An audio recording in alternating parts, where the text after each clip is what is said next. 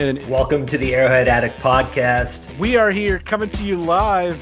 The Kansas City Chiefs are going to the Super Bowl. You only win a Super Bowl 2 times every 5 years, right? Oh! The warm-up act is over. Let's bring in Melissa Etheridge, massive Chiefs fan. Melissa. Super Bowl champion, 2-time Pro Bowler, and Trent Green. Trent Green, how you doing? Hey, what's going on, guys?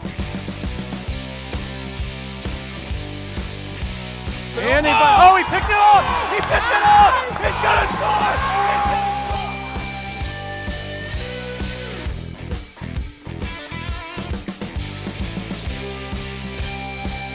And we'll see you next week. But until then, as always, go Chiefs. All right, welcome into the Arrowhead Addict podcast, live on Radio Row. Patrick Allen and Sterling Holmes here with you, and we got a really special guest to kick things off today, Marcus Spears. What's up, fellas? Man? How y'all doing, man? By. Appreciate it. And you're bearing gifts. Absolutely. Yeah. The best Absolutely. guest. Well, man, I don't talk about food on shows because it's just a thing to do. I actually do it. So my partner's Louisiana Fish Fry. We created a chicken sandwich and a chicken fry, so we popped it open, and you can it's actually something in there. It's not a prop bag. Oh, baby. It's a real sandwich in there. I brought one because I didn't want you guys to go to sleep for the rest of the day. Okay, you going to take a bite of that? I'm getting dibs. I'm getting dibs. like At lunch, I'm just saying. I'm bringing it up to Go the ahead and camera. change your life. I'm letting people know how good this is. By the way, this is my creation. This is the way I eat a chicken sandwich. So you came up with this? It's your own recipe? Yeah, so a little bit. Yeah. Louisiana Fish Fry has been a company forever, but we majored in making fish fry. Okay. So I hunt fish. I grew up doing it. Yeah. But the fish fry. So when we partnered, I was like, why don't we make a chicken fry? And because chicken sandwiches are my favorite sandwich. Yeah. Some people like burgers. Some people like chicken sandwiches are my favorite. So I was like, let's create something where I can kind of get back to my home base, and they obliged, and we put together. Yo. Yeah. Good? Yo. So this is something you can make, like, you can buy this and then you can do it at home? Yep. We are in every store you could imagine. It's easy. We give you instructions on the back of the box of how to do it. And then you just do it to your liking. Like, some people. We haven't ate all day. This is the best thing I've had. I don't care. We're in Vegas. I've had some pretty damn good food. This is it right here. So yeah, man. Y'all know Louisiana. We major in hospitality. We major in food. I'm a foodie, so it only made sense. But man, they legitimately. I know a lot of people gonna come over here and promote their products. This is a true staple of who I was before I ever got a check from them. Gotcha. So it means a lot to me, man. I'm glad y'all enjoying that sandwich. It's legitimately good. Yeah. It's really fantastic. I went back for seconds. So Marcus, I watch you on TV all the time, and I've just personally have never heard this story. How did you get the nickname Swagoo? Okay. So I started at SEC Network, and we had a show called SEC Nation. And I worked with the great Joe Tessitore, right? And everybody knows Joe, either from boxing or college football. And I was a big guy and loved to dress. I love fashion. But I was walking on set. We were in South Carolina. And he was like, bro, you dripping Swagoo. I was like, what? And Joe is Italian, right? So he was like, I'm going to call you Swagoo. That's going to be your nickname. Because I nickname everybody. So everybody was trying to find one for me. Okay. And I really nickname people a truth moment because I can't remember names that well. I remember the nicknames, though. Yeah. So when he named it, it took off, bro. Everybody started calling me. People were making signs behind our set. And then everybody at ESPN. And then, once Stephen A. says something and calls you something. That's it. It's like the dude is a walking – I call him the male Oprah. If he promotes something, it's going to sell. So, yeah, that's how it started, man. But I always think of nicknames as a term of endearment. It disarms people. It tells them that, hey, man, I know you. I got respect for what you do. Yeah. We get enough. I'm sure y'all know. We get enough. Hey, Marcus. Yeah, right. But if you call me Swaggle, we rock with each other. You work with Mina Kimes a lot. What's your nickname for her? MK. MK. Yeah, a good one. MK. I do a lot of initials. Yeah. Obviously, I know Mina's name. We spend a lot of time together. And arguably, my favorite person on earth. Really? Outside of my family. She seems. I've never had the pleasure of meeting her in person, but I love watching her analysis. She's great on TV. Yeah. Fantastic. Looks like somebody you want to hang out with. Truly humble, bro. Yeah. Like, y'all know we in a business where people like to use humble as a way to gain. Yeah. She's truly humble. Like, all of this is a blur for Mina. She like, I can't believe I'm like on TV and I talk football. You know what I'm saying? She's my sister, man. We got a post today. I love her, man. She just had a baby, Nino. I can't wait to meet him. So I do this segment on NFL Live called Big Man Ballin', BMB, and I highlight all of the big dudes that make great plays from that previous week. Yeah. So Nino, her son, and Laura Rutledge, who I call Boogie. Okay. Her son Jack, they both, they fat babies, which we love fat babies. So right now they are the representation of baby BMBs. Okay. Yeah. So she got Nino and Boogie got Jack, and they baby BMBs, man. But I love both of them tremendously.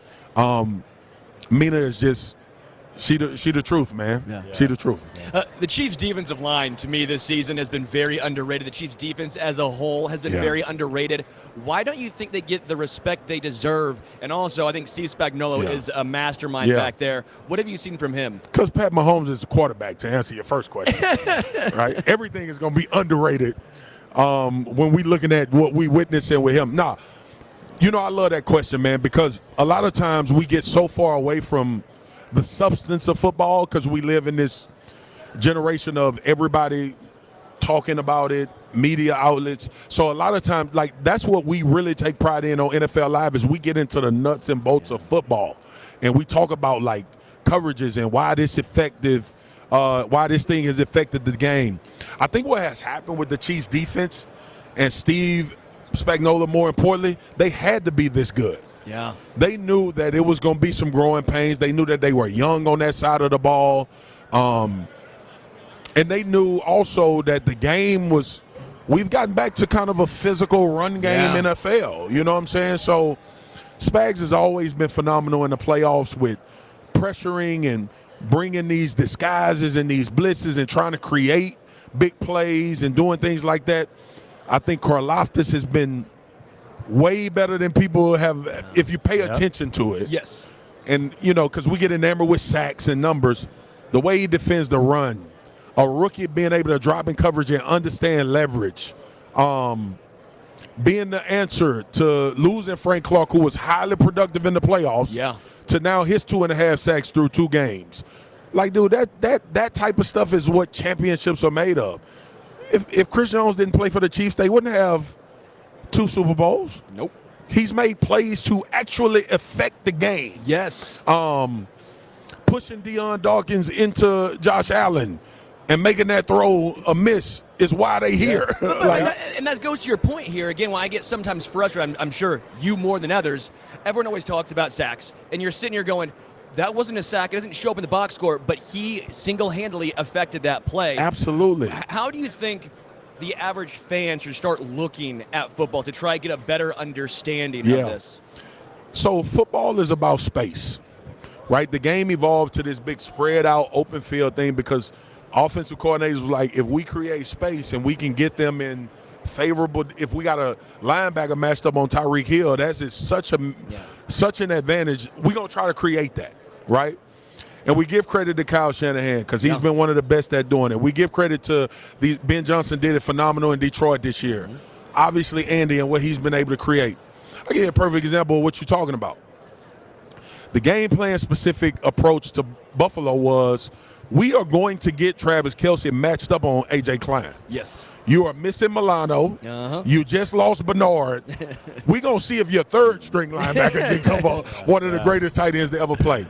And then the following week, I'm going to keep you away from Roquan Smith and Patrick Queen, bro. Mm-hmm. I'm going to make Kyle Hamilton – I'm going to make what everybody thinks is a great matchup I'm going to make them see if it is a great matchup. So a lot of that type of stuff happens in football. But from a defensive perspective, man, like, look at space. If you always see George Karlaftis close, if you see quarterbacks having to move off of spots, that's affecting the game. It's been the fight I've been fighting for Jadeveon Clowney his whole career, bro. Yes. Yep. We don't think he's a good football player because he don't have 25 sacks. And I get a lot of that comes along with being the first overall pick. Sure. And the play against Michigan where he just become this phenomenon. The man has been affecting so many games for so long and making game-changing type play. But we don't pay attention to it because at the end of the year we don't see 15 and 20 sacks. There's one anomaly to that. Well, two. TJ Watt figures out how to get 20 a year, but also affect the game every other way. Yeah. And Aaron Donald. Yeah. This is a down year for Aaron Donald, who has 8 sacks and 1,000 pressures. So the game can be affected more than what they read in the box score. It's like Dennis Rodman. Dennis never averaged 20. His teams don't win championships without him. Yeah. Speaking of a guy who was good at getting to the quarterback, I just realized today is the 24th anniversary of the death of Derek Thomas. Oh, my God, bro. We talk about pass rushers. Peter Schrager was talking about it on Good Morning Football today. It's Super Bowl 58. That was obviously Derek's number. Talk to us a little bit about what he did to the game when he was out there. We were cheated. We were cheated from having a real conversation if Lawrence Taylor is the greatest defender to ever play, because we lost DT early. I was young. I was a super fan of him. Him, Reggie White, and Bruce Smith were the reason I watched football. Yeah. I think he would have arguably been the greatest edge rusher of all time, but I think he could have been the greatest defensive player of all time. And that's saying a lot, bro, because I hold Lawrence Taylor like deity status when it comes to football. But when you just, the first step, think about Derek Thomas playing in the NFL now. The ball get off. Like, these are the things that I look at. The ability to get after the quarterback, but not only like pass rush moves, bro, you can't even get your hands on me. Right.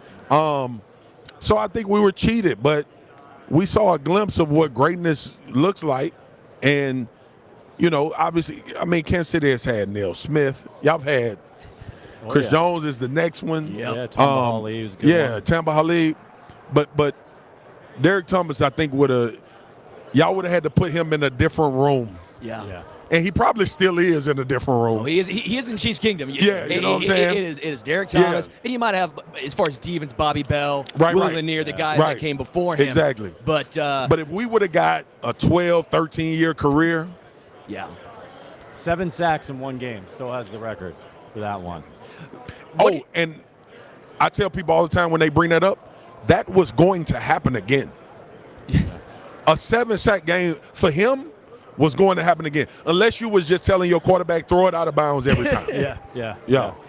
When it comes to the Chiefs' struggles earlier on this season, especially offensively, now I know it's been a whole joke like we've been hoodwinked, we've been bamboozled. All of a sudden they get to the playoffs, out Stephen A. And they're sitting here like, oh, we're golden. We've been playing the whole time.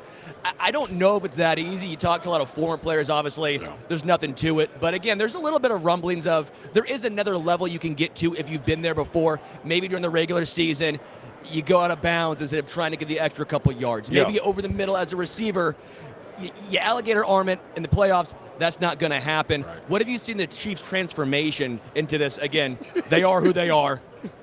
So, this is the first year I had real concerns. The drops concerned me, but more so than the drops, it felt like there was no clear identity. They were trying to identify number one wide receiver. I think Rasheed has kind of ascended to that. They were trying to figure out how to get Travis to be Travis of old, which I don't think Travis is Travis of old anymore. I think you got to create opportunities for him to have success. That ain't a bad thing. He's been playing for 100 years, right? Like, that athleticism at some point, you're not going to have the same. But what has happened is when you really know the foundation of who you are, you go back to it because that's what you lean on to in hard times. Travis is going to lead the way. We're going to figure out how to get him open. Yep. Andy went back to the board and was like, yo, I don't give a damn what happens. We going to lose feeding Travis Kelce. Yeah. And, you know, he's hit another gear. Bro, Travis, I love Travis. That's my guy. Y'all know we got a great relationship. He wasn't great this year by his standards. He's been great the past 2 weeks, though. It's all that matters now. And now, to your question, that's because of familiarity. Like, Travis is like, I got to be this for us to win a Super Bowl. So you know what? I'm going to go be this. Yeah. And it's up to Andy to make sure that he puts him in them situations. And, dog, bro, we saw a tight end dominate a defense that was historical in Baltimore. I thought Baltimore was going to win the game. Like, because if you had a pulse and you watched the last 5 weeks of the NFL season, that team had to beat themselves to lose a game. Yes. But the Chiefs had Mahomes and Kelce. That's the X factor. Your team is telling us that you got to go feed some more hungry people. Yeah. So we appreciate you coming Trying by. to save the this world, is man. Fantastic. Thank you, guys. Check it out. Thank you, man. Man, this was fun, to meet you, man. too. The Chief Yeah. Fry Fun. Officer, baby. Yes, sir. You know it. All right, man. Take care. Thank you, Hey, thanks, Marcus. Marcus. Marcus Spears. Yeah, I'm gonna eat this. we'll take Leave a this couple right bites quick. out of it. Yeah, no, don't- I'm not kidding. I'm eating this later. If you think I'm not gonna eat this, I don't care that Patrick took a bite after I did. Bro, I'm dying out here. I didn't get any lunch. Oh, do you want some more of this? No, it's good. It's good. I'm just saying. We'll put it right here for now. That is really good. Absolutely fantastic. Man, Marcus is awesome. Yeah, that was great. I love watching him on TV. He's so infectious. He's got such an infectious personality. He knows ball. He's just really great to listen to talk to about sports. It was really cool. I didn't have a note down here to ask him about DT, but when he started talking about pass rushers and stuff, I was like, I got to ask this guy about Derek Thomas. And the way he lit up talking about Derek was really cool. He was one of my favorite interviews so far over the past few days because it was so insightful. Right. You learn so much. And again, that's why I think I always joke about like an offensive line fantasy football league. But I also want to do something to where you get defensive players more loves and we don't just view them by sacks and interceptions. Now I think the Pro Bowl has turned into that. Like we saw, again, Trayvon Diggs is a very good cornerback, but you got burned a lot. You know, like there's two ways to get it done. L'Jarius Sneed doesn't get a lot of interceptions, right? I think that sometimes it gets held against him in these elite cornerback conversations, but he's not getting interceptions because people aren't throwing at him. So, like, same thing when it goes back to Jadeveon Clowney. You know, you are drafted 1-1, so that comes with these certain expectations. Same time, he has been so good, so solid for so long, but because, as he mentioned, he doesn't consistently have 15 sack seasons, Right. He's not thrown in that category. There is way more to football, especially being a defensive end, than just sacks. For the longest time, I've been a big proponent of we need to look more at the bigger picture and not get just enamored by guys who pin their earbacks. Those guys are important, but without the other guys, those guys aren't allowed to pin their earbacks and go after the quarterback. Yeah, and you said it, man. I mean, like, look at Trent McDuffie this year. He makes the All-Pro team, and I think he deserved to. But then you get L'Jarius Sneed not even making the Pro Bowl. What was the big difference? Trent McDuffie had some turnover plays. You know, turnover plays in prime time. Get your name on the radar. These guys that are voting for this stuff, they're not sitting down watching the All-22, how L'Jarius Sneed's locking guys down, not giving up any touchdowns. And I think you're absolutely right. These guys make a big difference in the game. And Marcus pointed out, that play that Chris Jones made that made Josh Allen rush that throw would have been a touchdown if he had time. It's not in the box score. It was the most important play of the entire game. It's not in the box score. So I think you're absolutely right.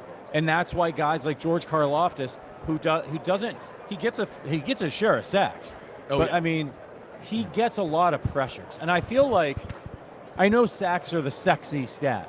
Yeah. But really, I'm looking at pressures. Like, how many times did this guy get pressure on the quarterback? That's going to be a better indicator for you than just the sack number. Sure, and again, not all pressures are created equally. There's no great way of doing it. I think, again, PFF has tried. I still think there's room for them to grow. Again, I like PFF when it helps my case. I'm gonna disparage it when it goes against me. Sure, We know sure. how this goes. Yeah. But end of the day, I think that's what they were trying to do, and there's still going to be work because I think everyone views the game a little differently. And as Justin Reed has pointed out, and other guys around the NFL have pointed out, J.J. Watt's pointed this out. Unless you're on the field, unless you're the coordinator who called the play, you don't always know that guy's responsibility. Yes. Sometimes it might look like a guy messed up. In reality, it was someone else, and he gets put in the spotlight. Completely not that guy's fault. Yeah. But he takes the blame. And again, the other guy's probably going to come out and say, yo, that's on me. But that comes down to, again, we don't always know the full picture. So we got Jamar Chase coming up. It might be a little awkward. I don't know. He doesn't like the Chiefs. I've interviewed him a couple times now. I'll let you get some in here now. I've had my What questions doesn't he like that I shouldn't ask him? No, but again, end of the day, he's a guy who believes in himself and the Bengals. Let's be real now. A little different, but like when Travis Kelce, he doesn't do it really anymore, would hype up himself. No one said a word. You like it when it's for your team. Yeah. You hate it when it's against your team. Sure. Now, I think Max Crosby is actually the perfect example of doing it in a way that's very easy to root for. Sure. Right? Like, I think Max Crosby, again, he's a guy, when he talks trash, you're like, there's these underlying undulations of It's like a wink. respect. Yeah. But, and again, at the end of the day, I like the rivalry. You like guys that stir the pot. It makes it that much sweeter when you beat them. It really does. I watch a lot of Jamar Chase. I've got him on one of my fantasy teams. The team's name is Chase Jam, and he's been remarkably consistent for me, even dealing with injuries. So it's going to be really interesting to talk to him. The Bengals had kind of a tough season, obviously losing Joe Burrow.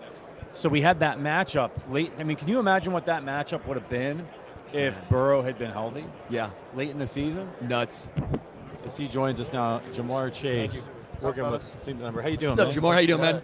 I love the tracksuit. That's Thank you. fresh right there. That is great, man. Came comfortable, brother. I'm glad the tracksuit's coming back. Well, if you would be comfy, you go Sleep Number, right? Yeah. What you got rocking with Sleep Number? Yeah, so I'm here today partnering up with Sleep Number. As you all know, it's 80% of athletes and NFL players with Sleep Number right now. And they do a fantastic job with just helping us with giving us sleep numbers. By sleep numbers, I mean the sleep schedule times, the amount of numbers we sleep, how much time we sleep, how good we sleep.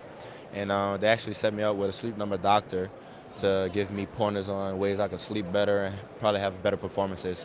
And with that being said, I think that's one way that I think can accelerate my game to be better. And that's my first time actually going to take this step forward and actually listen and give myself a scheduled sleep time this year and see where it takes me. Yeah. It's part of that recovery process, right? You work so hard day in and day out to get yourself ready to handle the brutal NFL. You need to sleep, you need to recover as well.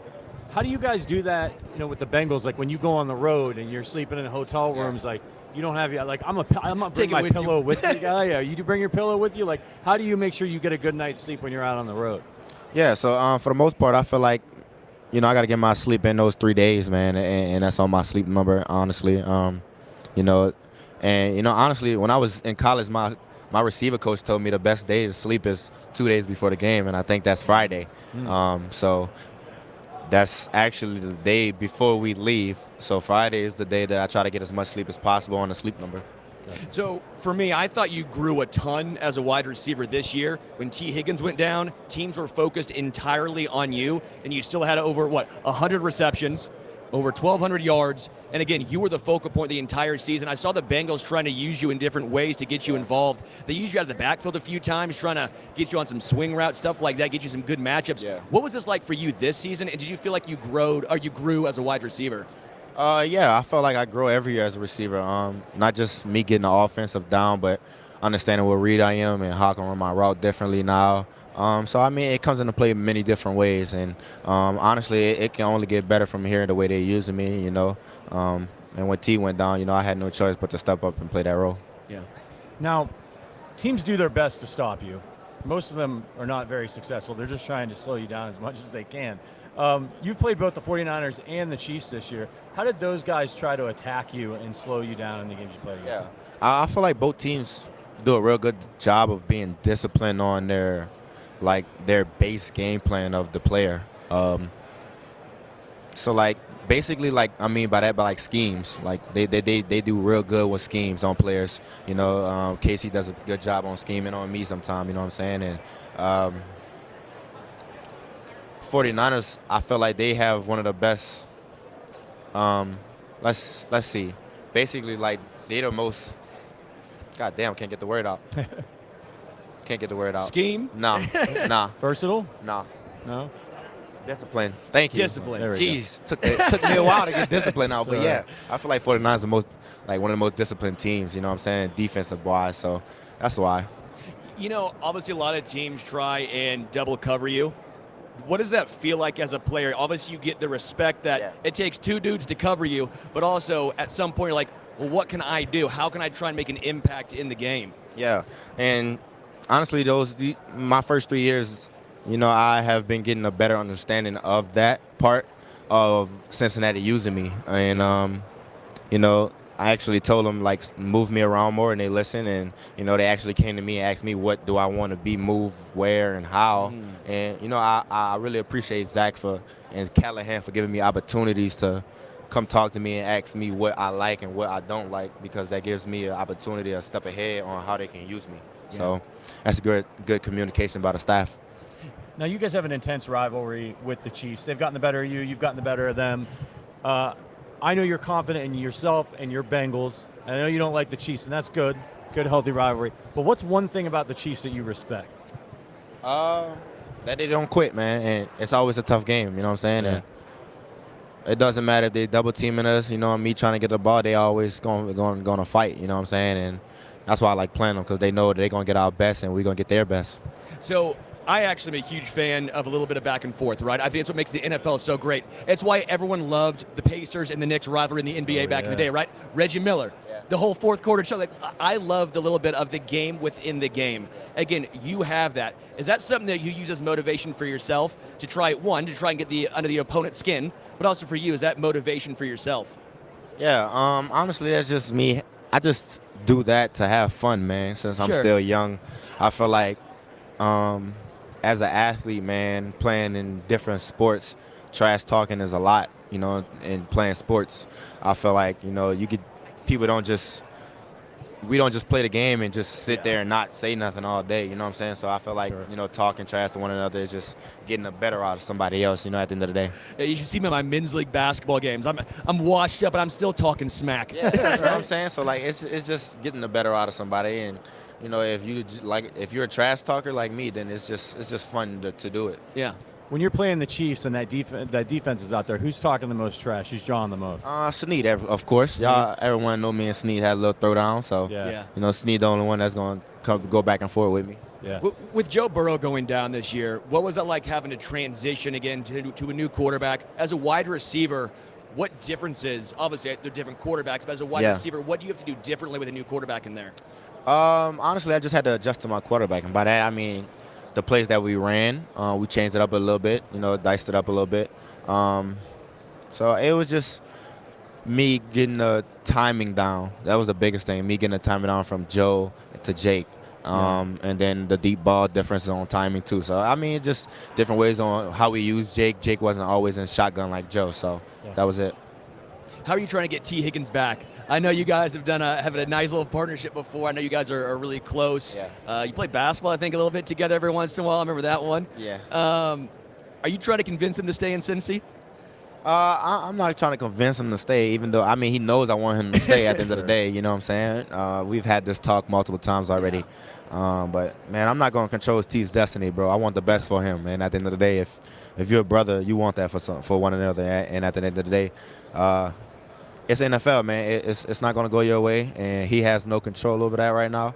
Neither do I do. So it's just going to have to go be in God's hands at the end of the day.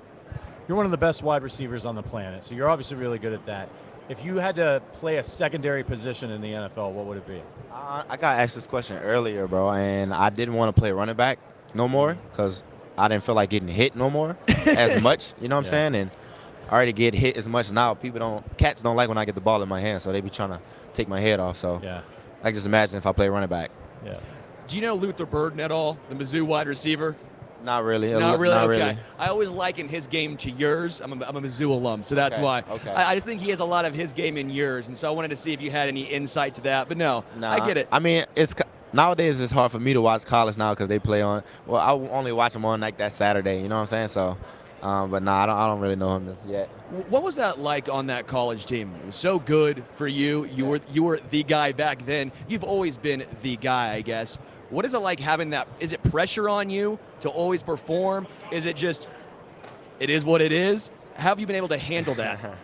At the end of the day, man, when you're an athlete, man, I feel like you've had pressure as a kid in high school and AAU games, you know what I'm saying? And that's where your pressure holds itself at and stays at. And once you get to the league, become a pro, I feel like, there is no pressure. It's just your game, and, you got to be comfortable. It's like you got drafted to do this, so that what pressure is there for you? Yeah. Cool. Is there a wide receiver that you really admired growing up and maybe you modeled your game after? Yeah, it was Des Bryant. I was actually a big Des Bryant fan back then, man. And he caught it, right? Des caught Green Bay. I know what you're talking about. Yeah. He caught it. You know what I'm saying? And that was the only person that I really watched a lot. You know what I'm saying? And I watched a couple other cats like Corey Coleman and stuff. So, but Des Bryant was the one person I always watched. As far as the week leading up to this Super Bowl, just in the playoffs in general, how much different is it for you as a player compared to the regular season? Because I've always wondered just the mindset, obviously, but also the waiting game. You have all these media events that you have to do, obviously, when you're in it. How does that change your schedule? Does it get you off kilter at all? Yeah, so I feel like this side for me is more of a business side. You know what I'm saying? When I'm off the field in Vegas now for the Super Bowl, it's more of a business side for me, more of me, getting new connections, building a platform for myself, putting myself out there. Yeah. So it's all about, giving myself more exposure at the end of the day. Yeah. You've obviously been in the Super Bowl before. Guys came up a little bit short. How much does that fuel you to get back here and finish the job?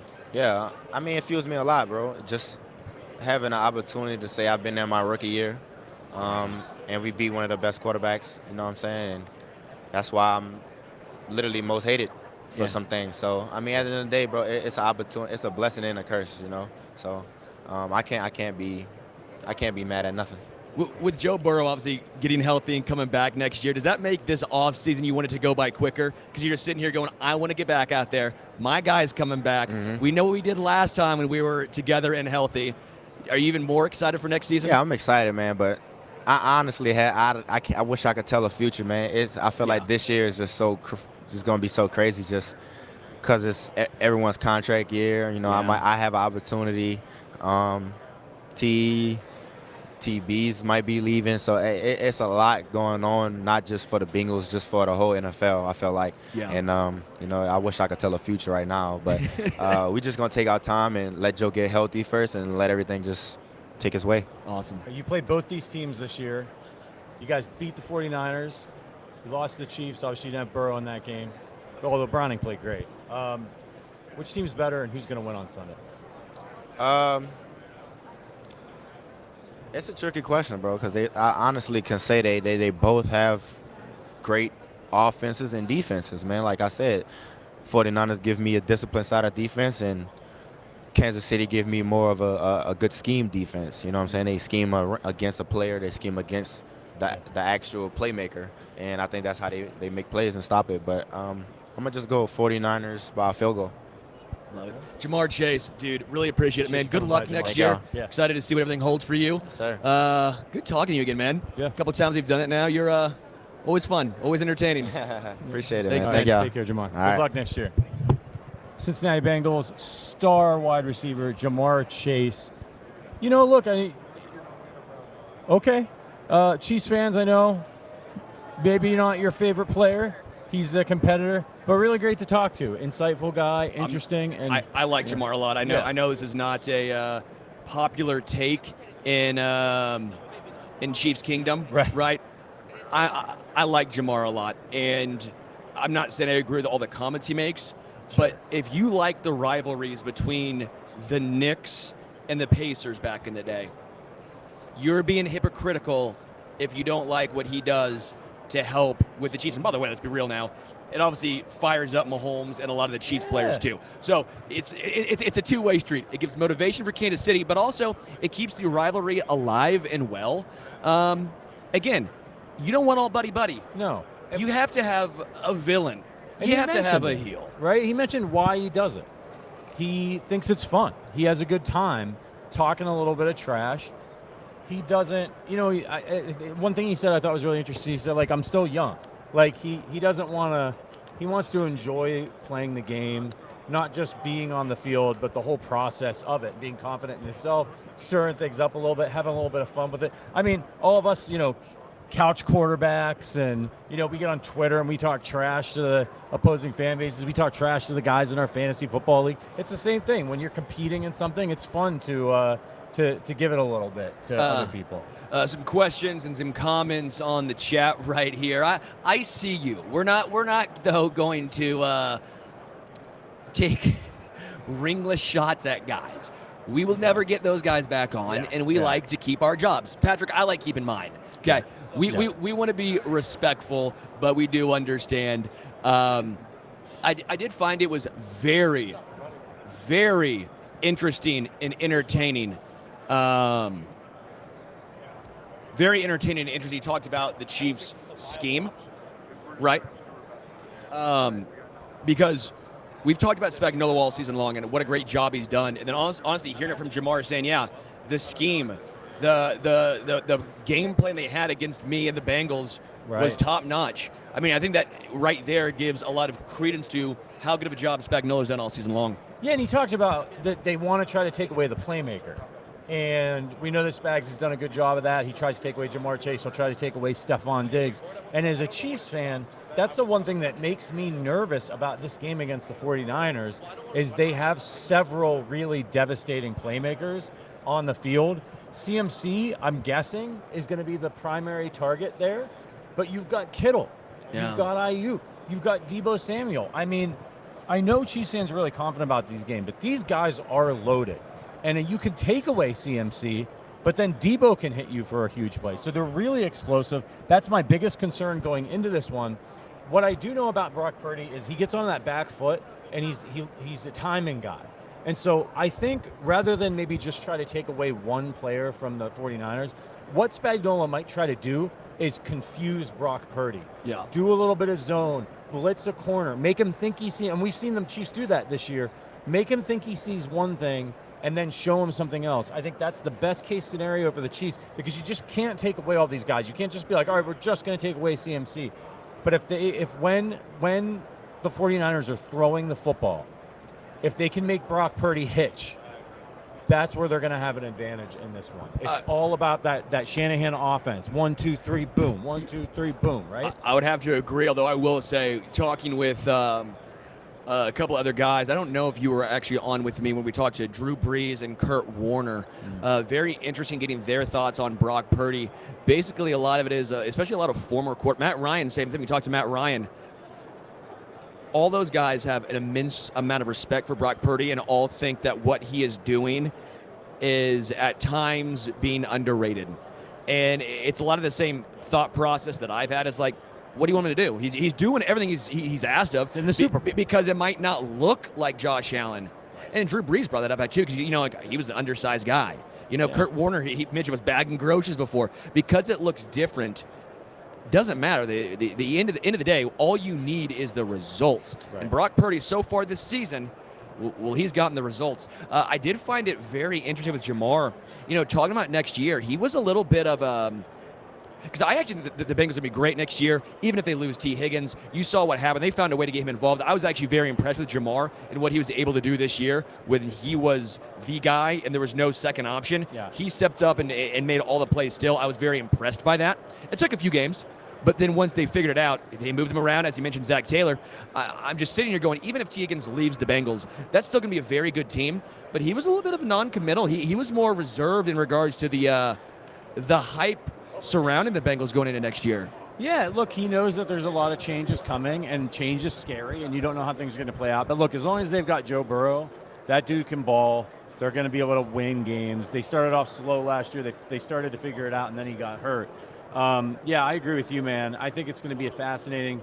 The AFC, Lamar is going to be back. Josh Allen. It's just going to continue to be a dogfight year. And now you got Harbaugh coming to the Chargers, so now we got to deal with somebody who might be able to competently coach Justin Herbert. So there's a lot for the Chiefs to be dealing with. By the way, you're watching the Arrowhead Addict podcast live from Radio Row. If you are new here, subscribe to the YouTube channel. What are you doing? We came all the way to Las Vegas to the Super Bowl for you guys.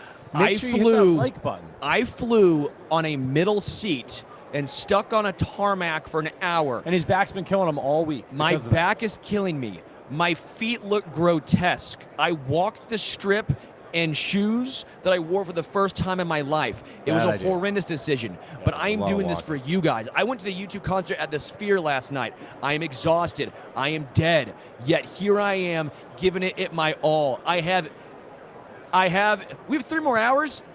Just 3 more hours live. Talk to me in 3 more hours. We'll see. My motor is insatiable. I am George Karlaftis. I don't know why I'm trying to go off on a Mike Tyson rant. My back is broken. I broke my back. Spinal. I was so tired I went to bed at 8 o'clock last night. I ate some dinner and I just laid down and passed out. And we've got Orlando Brown. What's up? What's going on, fellas? How you doing? Yes, sir. Doing great, man. That's a nice watch. Oh, thank you, man. Appreciate it. No problem. No problem at all. You got quite the fit here going on. Appreciate Talk me it, through this. What's this hanging off your hip here? Oh, yeah. This is just my good luck charm, man. I kind of always keep this on me. It's a little Gucci top, some Ralph Lauren pants. I love Vans on my feet. Love it. Love it. You just take off one item of clothing, I can pay off my mortgage. Welcome, Orlando Brown Jr., former Chief, former Raven, now with the Bengals. Yep. Who are you here working with? Man, I mean, I feel like I'm here for so many different things. Really, man, just, wanna. It's my first time really ever experiencing it like this. Normally I'm a player that's playing in the game. Good feeling, though. Or, I'm a young guy that's kind of still, learning the ropes. And it's my first time here. So really just wanted to come experience it, man. See some new faces, talk to some good people. We actually just had Jamar Chase, your teammate on before you. Yeah. Man, just for you this season, it was obviously a different year for you, right? You're now a Cincinnati Bengal. Yep. You got T. Higgins, you got Jamar Chase, you got Joe Burrow. Expectations sky high. Joe Burrow gets injured, then T. Higgins gets injured. Yep. And talk with Jamar, the first couple games, he had to figure out how the offense was going to use him. What was it like having such a up and down season as a team just as a whole? Yeah, that's the thing about football, man. You kind of prepare for that mentally. Even in the worst way in terms of losing your quarterback. And I know I do as a pro. And, it wasn't necessarily a shock. It's always ups and downs. But it's hard. The NFL is hard, period. And it's hard to win. It's hard to, be a playoff level team and a championship level team. But, I think we did a really good job fighting through adversity, man. Finishing above 500. I think Jake Browning did a great job coming in and doing his job and playing his role.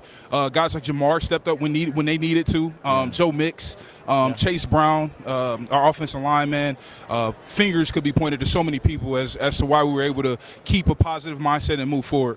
So you've played with 3 of the best quarterbacks in the NFL. Yes, man. absolutely. Patrick Mahomes, Lamar Jackson, and Joe Burrow. Yep. How are each of those guys different as leaders? Man, in so many different ways because of their backgrounds. You've got Pat Mahomes, who is the Texas gunslinger that grew up in a household, around sports and baseball and basketball and football. And, he's obsessed with all of those different things. And, his parents are, a certain way. So he's got a certain way of leading. And, he does a great job of being vocal and leading by example as well. And then you've got guys like Lamar Jackson, who born and raised in Broward County, Florida, somewhat of a different personality, but he always is going to get the best out of you. He's always going to get the best out of the team, and that Lamar's going to give it his all every time that he's out there. Yeah, and then you got Joe Burrow, man, who, this guy's different. And, I think it's one of the reasons you were able to see this Cincinnati organization turn around so quickly when he came into the league because of his mindset and his approach to things. And he's played the quarterback position. His dad was a coach, so he has a really neat intel into what it takes. How does your philosophy change as a tackle as far as what you try to do? Mm-hmm. You know, Mahomes likes to drift around. He has a little bit typical deeper drop back. Yep. You know, Lamar's a little different. You were on the right side there for the majority, and then you played a little bit of left as well. Yep. But he's going to be a guy who might get it and then just take off right away. Yeah. Joe Burrow's more of the traditional pocket passer. As an offensive lineman, how do you adjust to this? Yeah, well, it's a lot of things that vary too, man. I like the way you put it, you know, in terms of drops, systems and schemes, route concepts, which is one of the reasons Pat, you know, normally takes a deeper drop because they run a lot of deep concepts. Yeah. And, you know, it's interesting, you know, how football works. But for me, man, I try to keep my game. You know, I'm not a guy that's going to lean on his athleticism. I honestly don't have much there. But, more you than know, us. You're doing okay. You're doing better now. Touche. But, you know, I feel like, man, it's something that I kind of learned coming in the league. I started off blocking for Joe Flacco, who you knew where he was going to be in every single depth. You knew that every drop he was going to be right here. He wasn't moving off that spot. You got to keep this guy away from it. And, you know, I don't mind it. You know, I don't mind the deep drops with Pat because of concepts and everything like that. Yeah, man, I mean, honestly, I love winning. I love winning, and I'll accommodate my game however need be. Was one of them easier to block for because of their presence in the pocket? Gosh, man, I mean, you know, naturally you're going to say the most athletic, dynamic guy, Lamar Jackson, just because, I mean, what can't he do, you know, with the football, man, in his hands? And, you know, not taking credit away from any of my other guys, but I don't even know if he needs a lot. Yeah, I mean, hey, man, we could say that too. I mean, I might agree with that statement too, man. He's one of the special ones. Yeah. You've been beloved in the locker room everywhere you've gone. Yeah. You've been ingrained. I mean, you look at Cincinnati's social media, Kansas City's social media. You have there with the mics going around. Yep. Why does everyone gravitate towards you? Because you are a leader everywhere you've gone, even if you haven't been there very long. Yeah, well, you know, my offensive line coach in Kansas City gave a story one day, and he talked about Paul Revere and the British are coming. And there was another guy that said the British are coming, but this guy didn't move anyone. And my coach said, I'm Paul Revere, and I'm the glue guy. And so that just kind of always stuck with me in terms of, you know, who I am as a teammate and a person in the locker room, because it takes all of us to be successful. You know, it takes 100% commitment from me, others, you know, me doing my best to get the best out of everyone in there, you know, no matter if they're a practice squad guy or a role player. So. Okay, so you played with the Chiefs. You know this roster well. Yep. Who's a player on the Chiefs right now that doesn't get enough credit for how good he is? Gosh, man, I feel like as far as accolades, L'Jarius Sneed is at the top of my list. Yeah. I always felt that way about Mooney Ward as well. That's in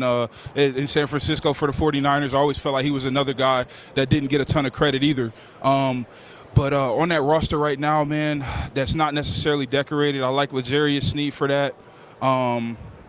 Jerick McKinnon as well. Yeah, those are my two people at the top of my list that I think are important pieces for them and really super impactful personalities as well. Was it ever hard for you? We have a lot of Chiefs fans here, and you know Chiefs fans can be very, very passionate. Oh, big time. Very passionate. Chiefs Kingdom. But was it ever hard for you as a player when you went to Cincinnati and you're sitting here going, it's a business decision? I think the majority of people understood why you did what you did, right? Yep. But is it ever hard when you're like, guys, you want to just be like, there's nothing personal here. Yeah. Oh, yeah. Is that ever hard for you? No, honestly, it was very hard for me to leave Baltimore. Okay. You know, that was an organization that gave my family an opportunity.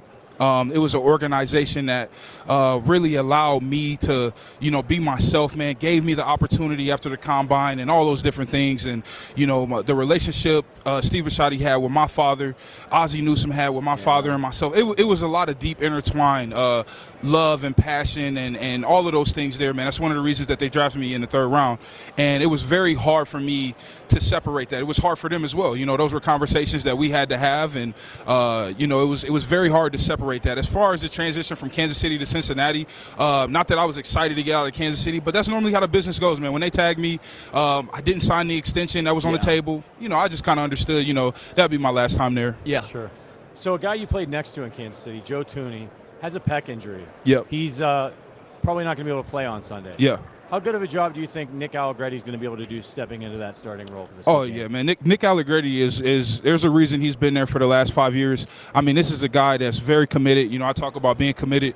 He loves the game. He loves offensive line play. He's got a wrestling background, you know, so it comes natural to him. But, man, I got a lot of faith in Nick, and he's done it. You know, he showed up for them over the years when they need him at right guard, left guard. I know he's played a little center as well. So, man, I think he'll be able to step up and like he did last week, play his tail off. Yeah. Hey, I appreciate you also, by the way, getting here when you did. I know it's been a little bit of a whirlwind. Oh, it's all good, man. man. It's been a little difficult. It's all good. Do you have a score prediction? I know you got more stuff to do. Do you have a score prediction in this game? Man, hard to say score prediction, but I do think the Kansas City Chiefs win this game, man.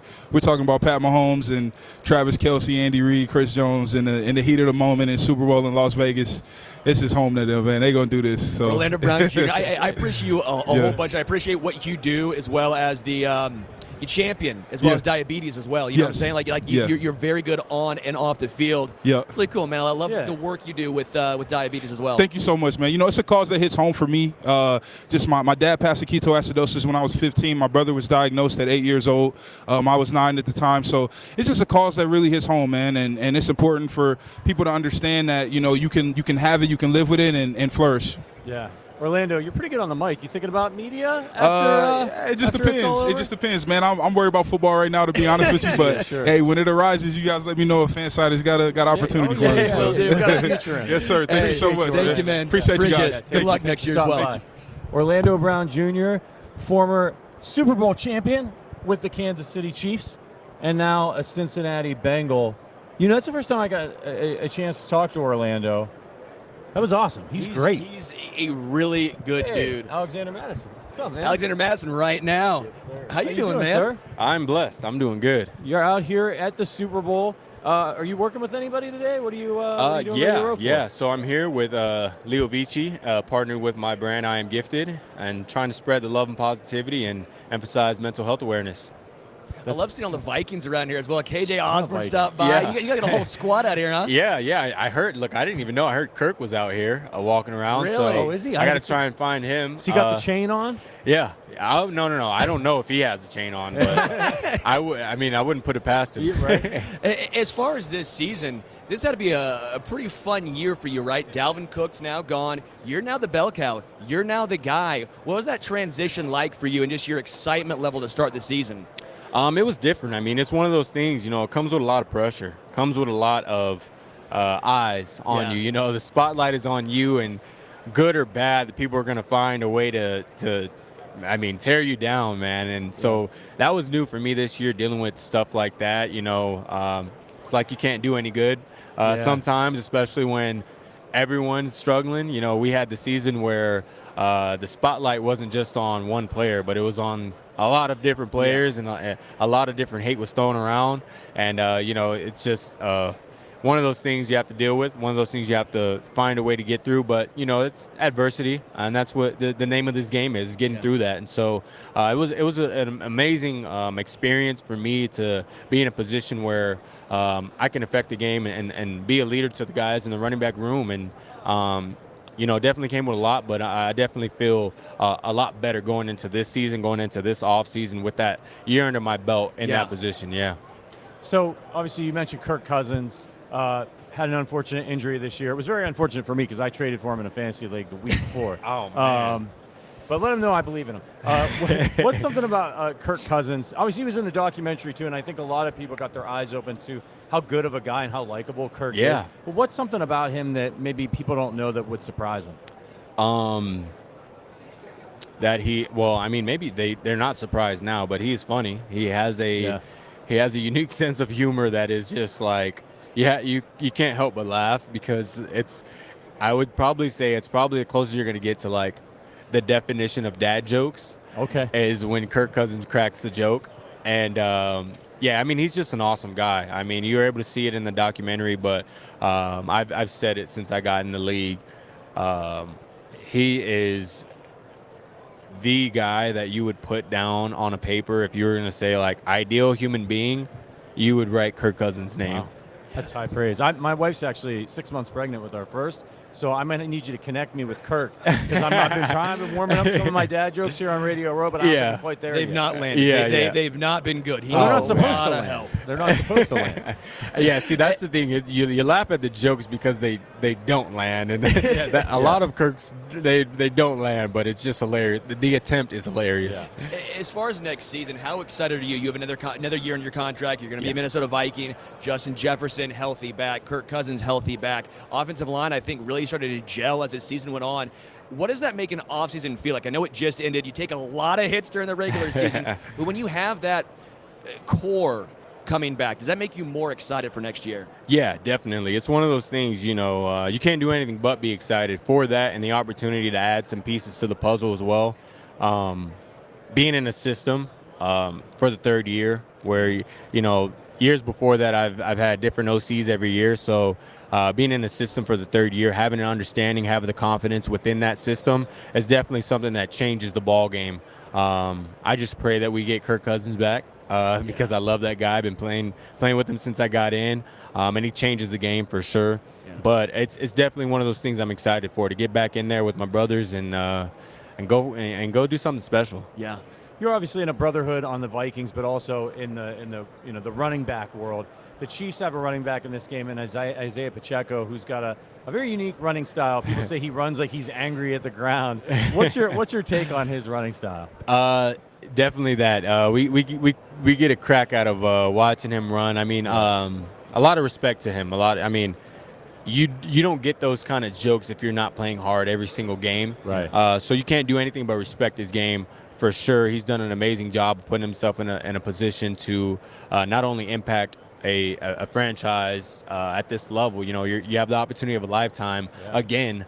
So it's kudos to him. Hats off to him. I think he was a late round guy, right? And seventh rounder, making a name for himself. So a lot of respect. I love to see that as a fellow running back.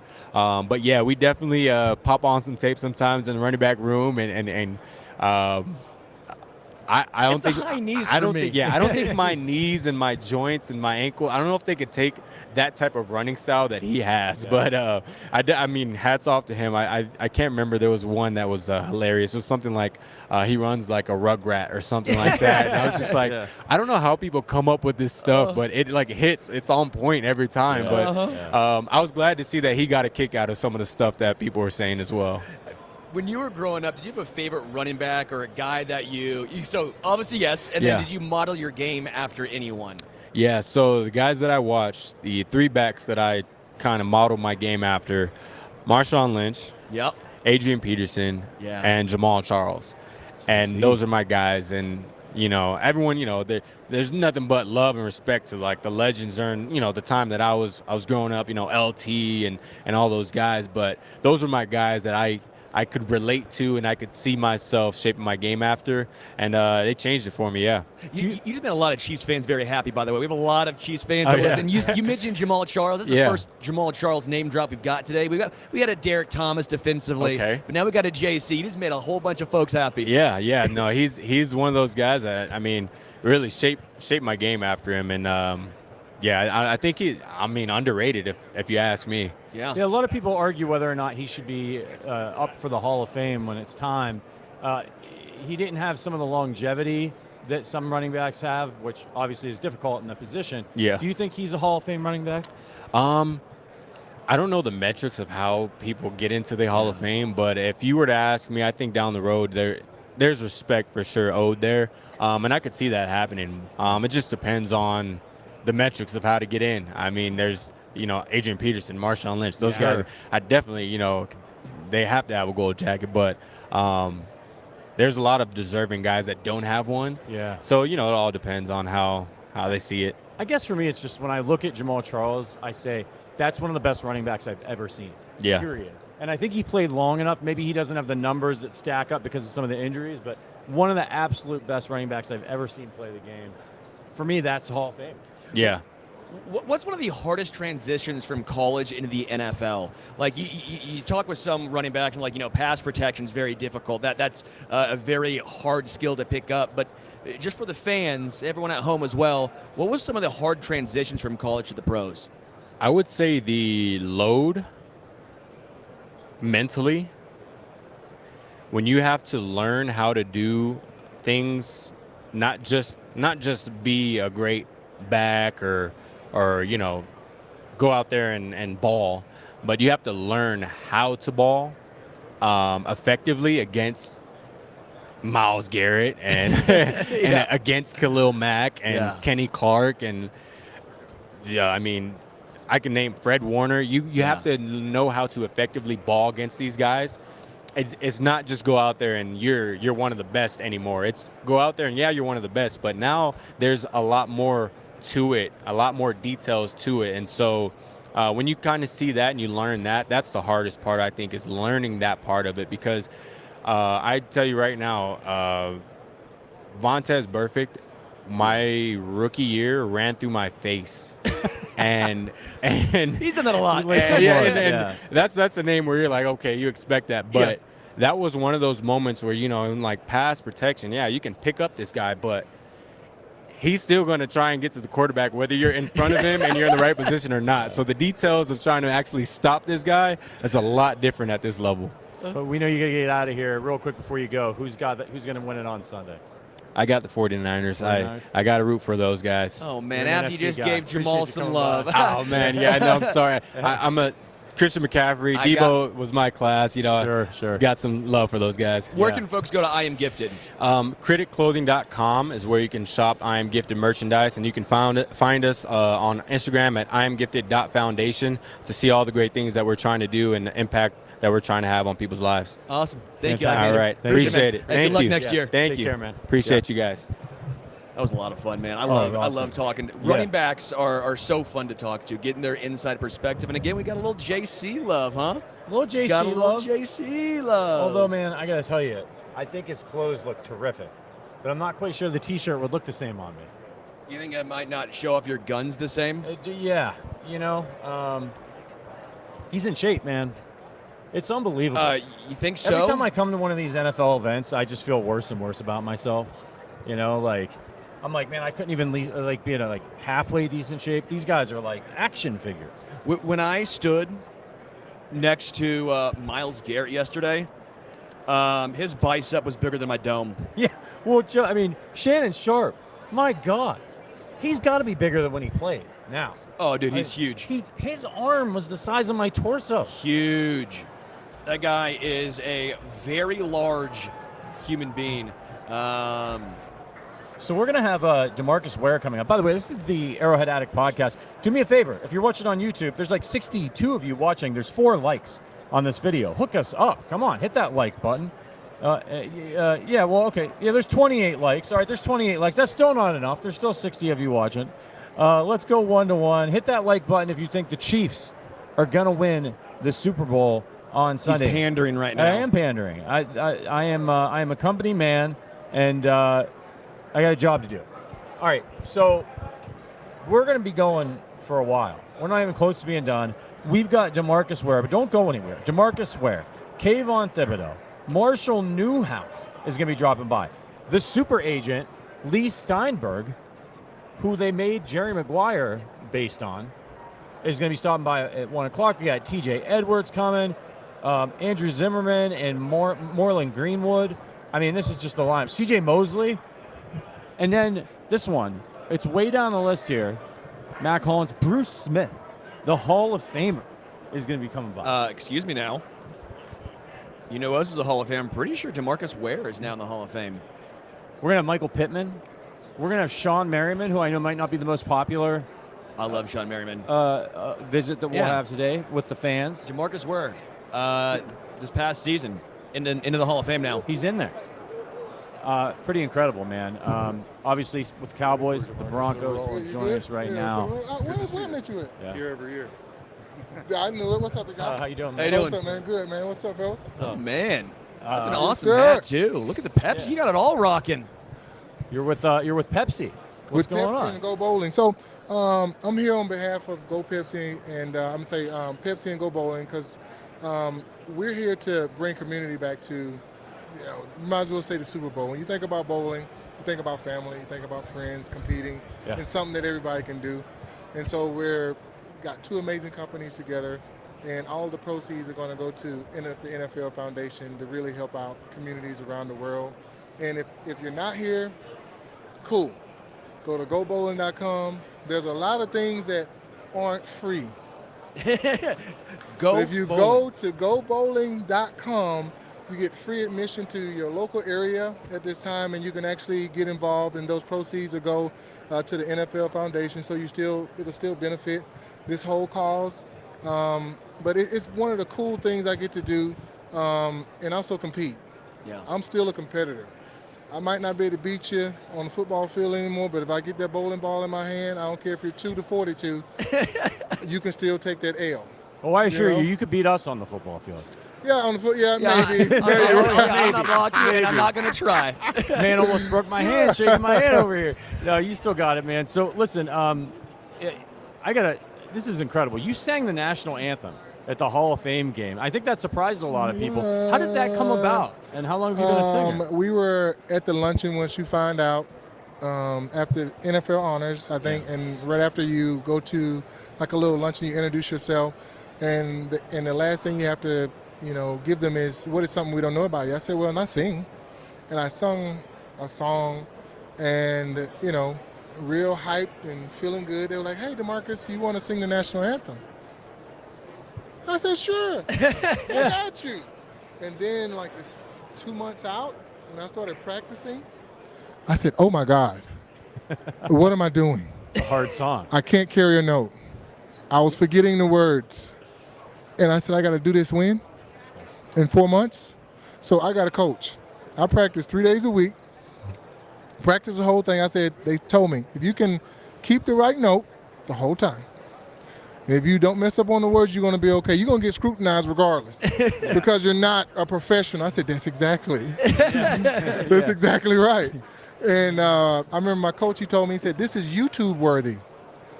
I said, what do you mean? He said, probably about 9 or 10 million people will be watching it. I said, thanks for telling me that and adding that to it. But it ended up being something great because I did it for one of my former teammates, Demarcus Thomas, RIP to him. And we used to sing it on the sideline. And I said, what would that feel like to just sing it? And I know what it feels like now. Hey, more pressure singing the national anthem or in the Super Bowl?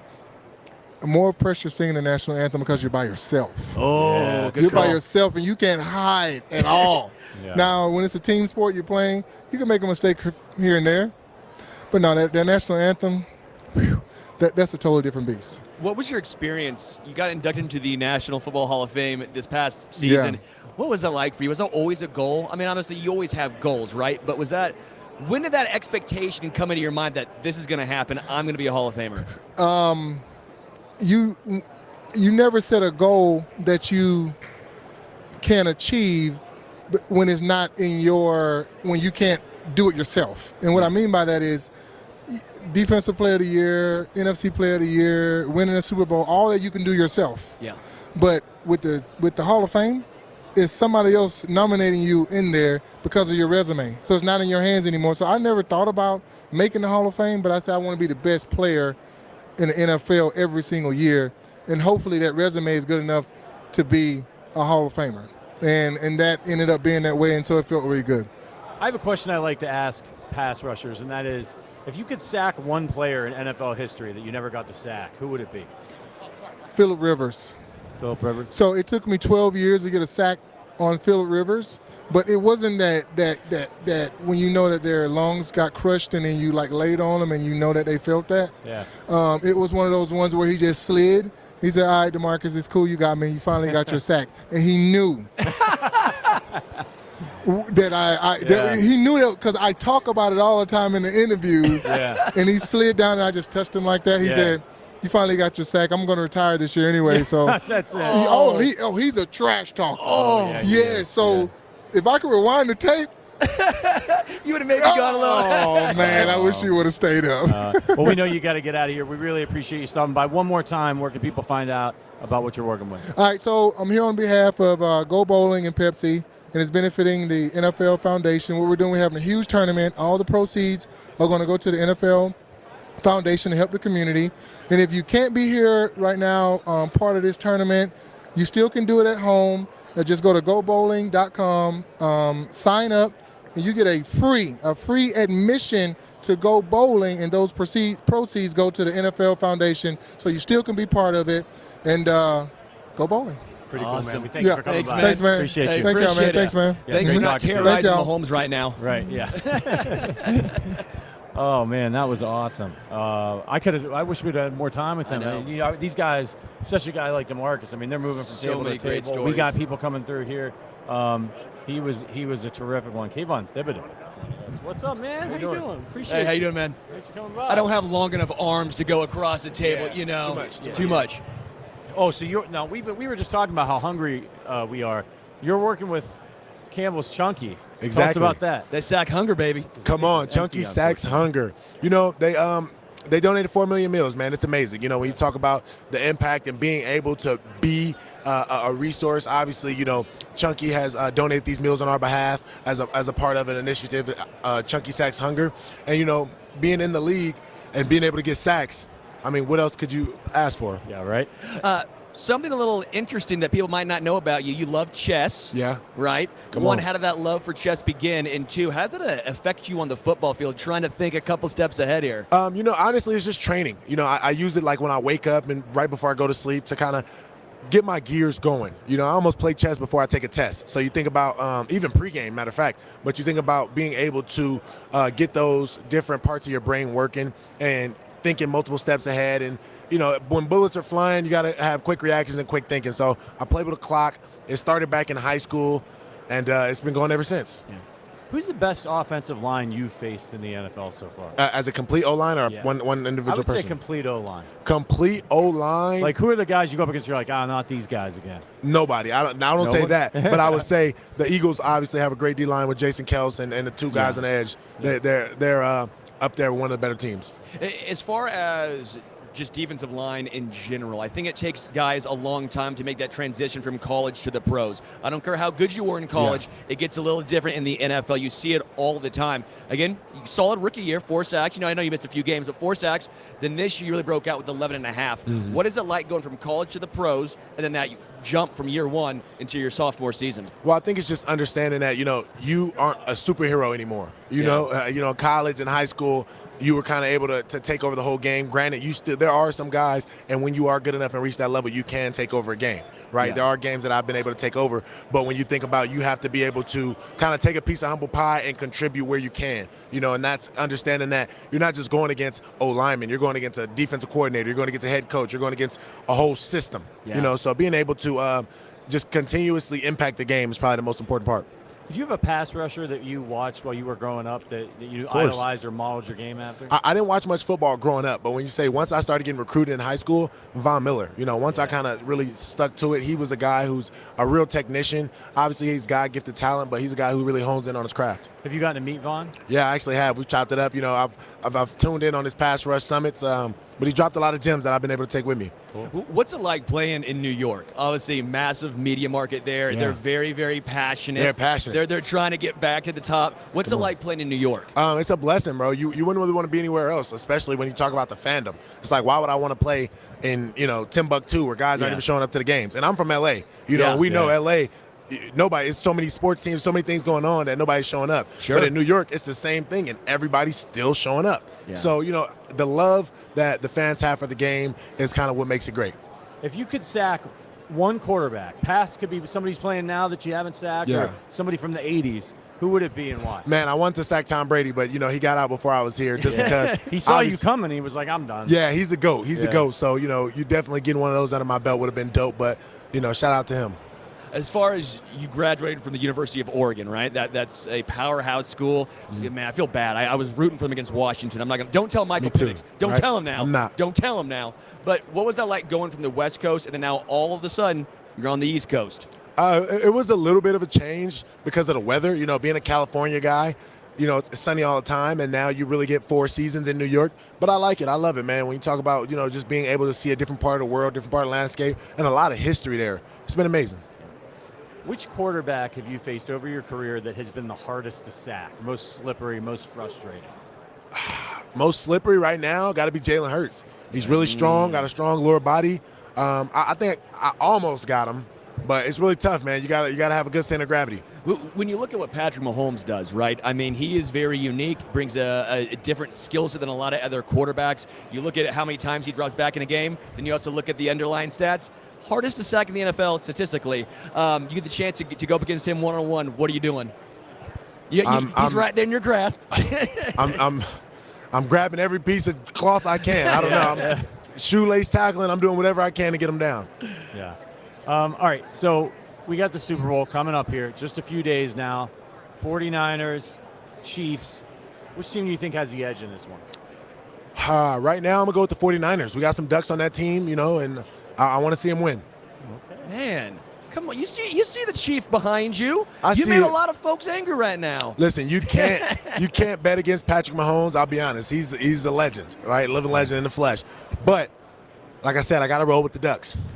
What do you do when an offensive line is trying to take you out of a game? Because now you're getting to this point of your career, right? As a rookie, you have some one-on-one opportunities. Maybe even this year in your second year, one-on-one opportunities. When you get 11 and a half sacks your second year, you're now going to be the guy that teams scheme against. Yeah. How are you prepared to try and handle that?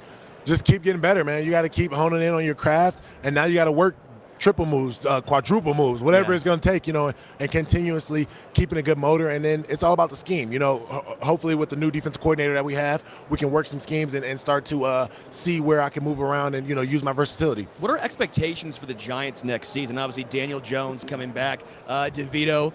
Tommy, had a little fun with it. But what's that like, especially on the defensive side of the ball? You see your starting quarterback go down. You know what?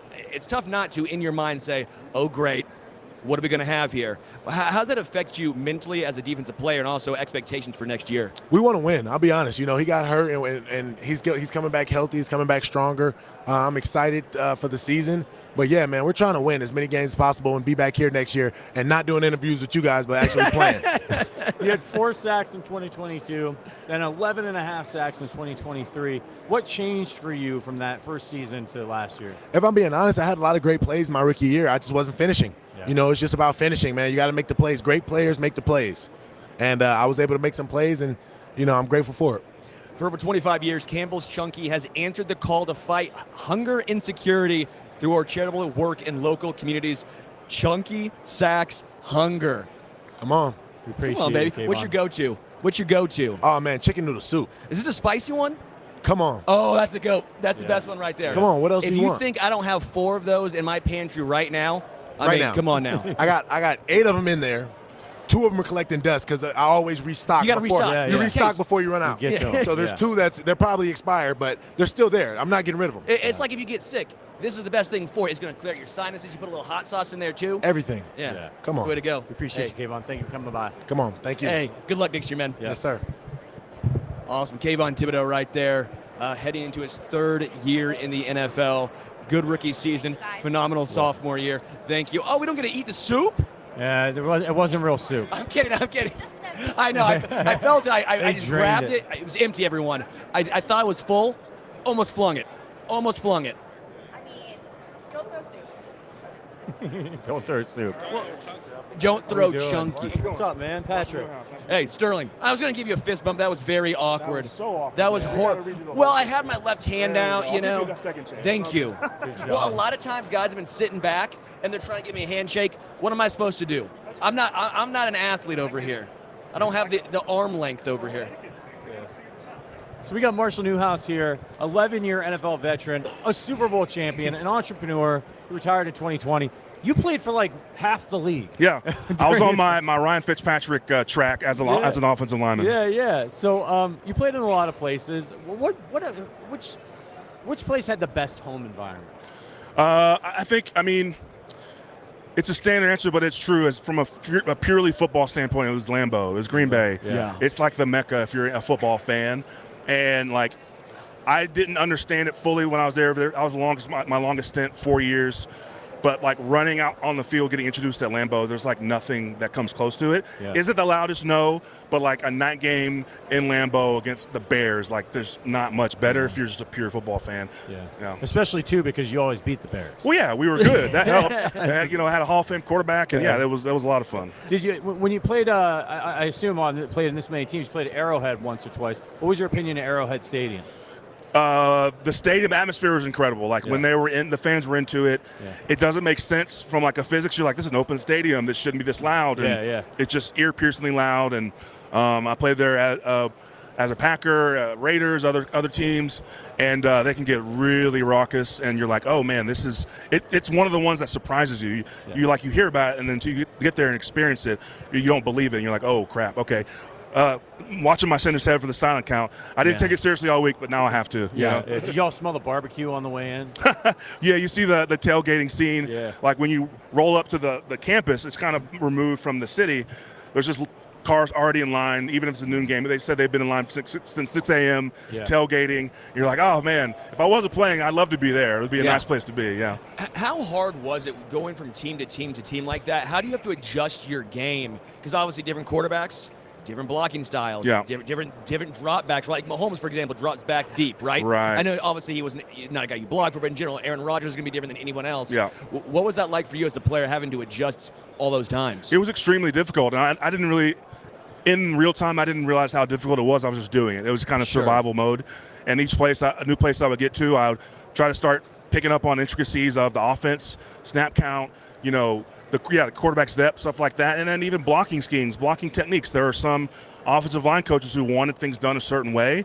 Ultimately, when you play for a lot of different places, you're like, I need to win the block more than I need to do it his way, but you're trying to find that balance because you want to be a good teammate. You want them to know that you're bought in. But yeah, everything from where is the training room, my routine before practice, getting taped, like everything changes. And so doing that over and over again, I got used to it, but it's really hard. Yeah. Most people move jobs maybe 3-4 times in their entire life. I did it 8 times in 11 years, not barring college, not barring anything in the offseason. So it's a lot, definitely. So we got this big Super Bowl matchup coming up. That's one of the reasons why we're all here. Yeah. How important is offensive line play going to be in this game, do you think? I mean, it'll be extremely important. It seems obvious, but I think people kind of overlook it a little bit. If you look back to the last time Patrick Mahomes lost in the Super Bowl, the big story was his protection was not up to snuff. Yeah. And I think Kansas City has better tackles this year, like Donovan Smith. But you're seeing them intentionally, and this is to me the genius of Andy Reid, the genius of Patrick Mahomes. They're intentionally, strategically protecting those guys. And it's not they need protection like they're not good. They're just removing extra opportunities for one-on-ones and for guys to get beat. Pat Mahomes is on such a different plane of like awareness that he knows when going into a game, hey, this is a mismatch for us on the right side, the left side, left guard, right guard, or whatever, and he uses that to his advantage. And so they know sometimes we got to chip with a tight end and running back. Sometimes we just got to do play action under center. That protects alignment as well. Screens, they're the best in the league at like intentionally running screens. They do it so much in practice, more so than I think anyone else does. And so those little things add up to, over the course of a game where there's 65 to 70 plays, instead of a tackle having to one-on-one pass block 25 times, it's 20 times. And that's 5 less times for a guy to get to Pat. And on the passes they run, Pat gets an extra half a second, and that's the difference in the game.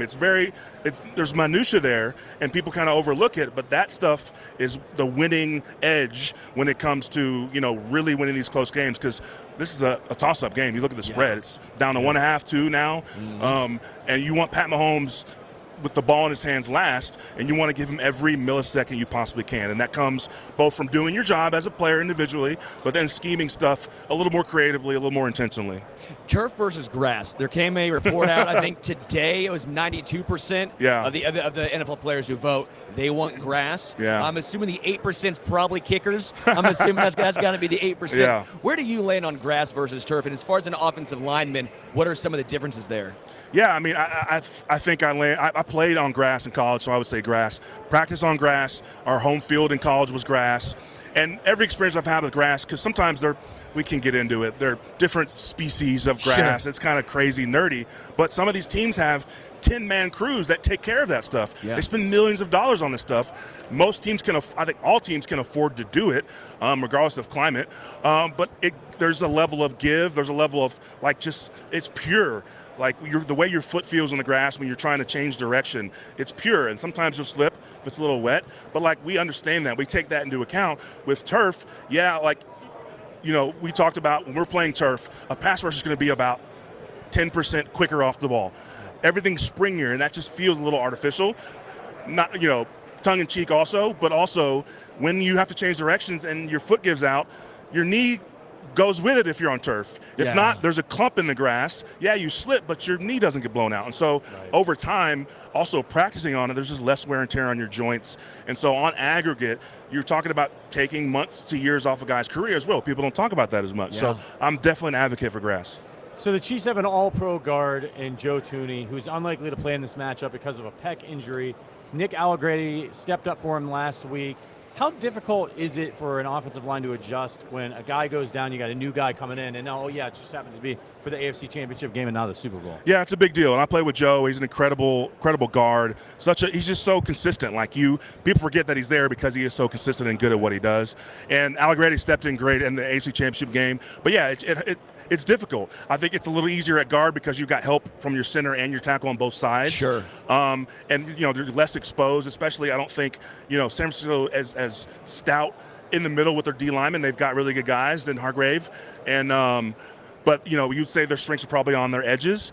But I think they're, Allegretti's going to have an easier time acclimating because he's got help from a Creed Humphrey, which helps, and his tackle, which helps.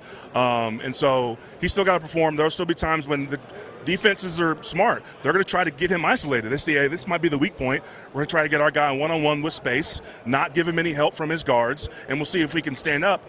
But overall, I think guard's a little bit easier than other positions. Not to say it's an easy job at all. Who's the hardest dude you had to block? Who's a guy that you're like, you know what? Oh, great, we got to play this guy this game. Yeah. No, not looking forward to it. Man, there's too many to name, but I mean, there's a couple that come to mind. Obviously, Myles Garrett.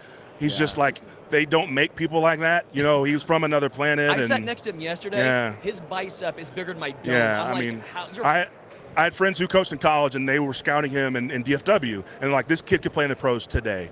And he was 17 at the time, 16 at the time. So he's a different animal, really hard to block, and he's getting smarter. He's getting stronger and smarter as his years go on, so I'm glad I got him when I did. Yeah. I gave up a spin sack to him, and I had a turf in my eye and all this other stuff. I'm like, damn, I gave up a sack to Myles Garrett on Tom Brady. Didn't love that. And then the other guy was JPP, Jason Pierre-Paul, who, people don't think of. To me, his style was just so unique that it gave me particularly fits. He's such a freak athlete as well. You saw him, remember back to when he was doing backflips pre-draft at USF. You're just like, he's built different as well. But he's less of a straight line guy. He's got really long arms. His body's just built different. So he's a lot of lateral movement, a lot of lateral quickness. It's just hard to game plan for.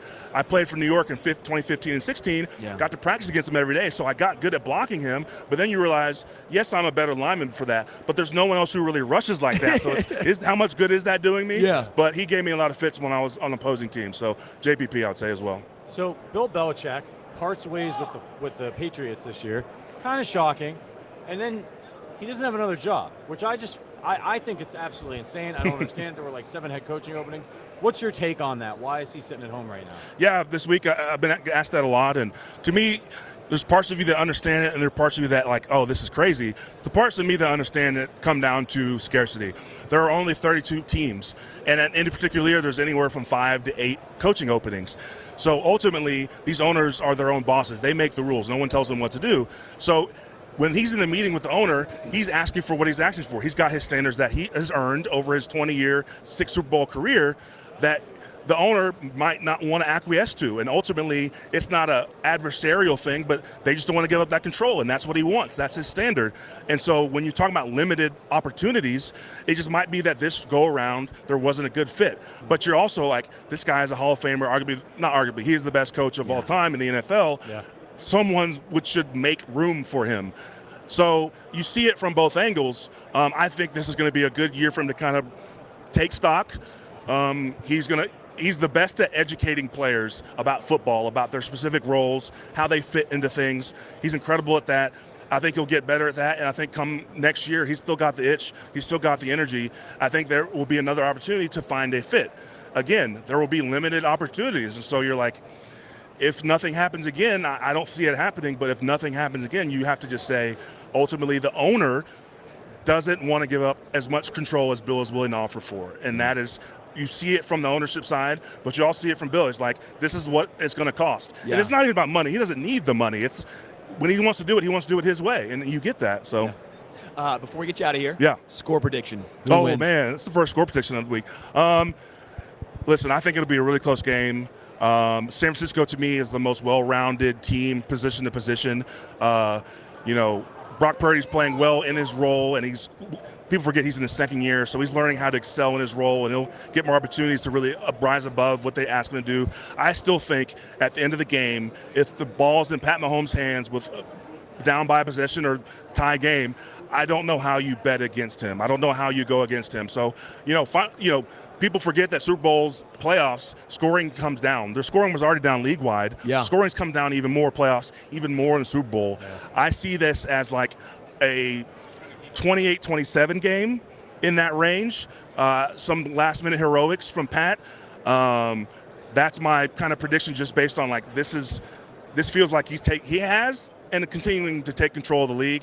I don't see his focus is so singular on this is my legacy, and I don't know how you bet against Pat Mahomes. Can't bet against Pat Mahomes. Yeah. Marshall, thank you. Appreciate it, guys. Now I'm doing nuts. Yeah, now we're doing nuts. We get in on that. Yeah, no problem. Now we got it. Appreciate you coming by. Take Thanks, care. guys. Yeah. That was it's a cool hat too. I'm not gonna lie. I like that hat. Marshall Newhouse. He's into all kinds of stuff, man. Cryptocurrency, real estate. Looks like he's gone on the mic too. Maybe he's got a shot in picking up one of these media jobs as well. Really very fascinating. insightful. I love getting an insight of guys who have bounced around a lot as well.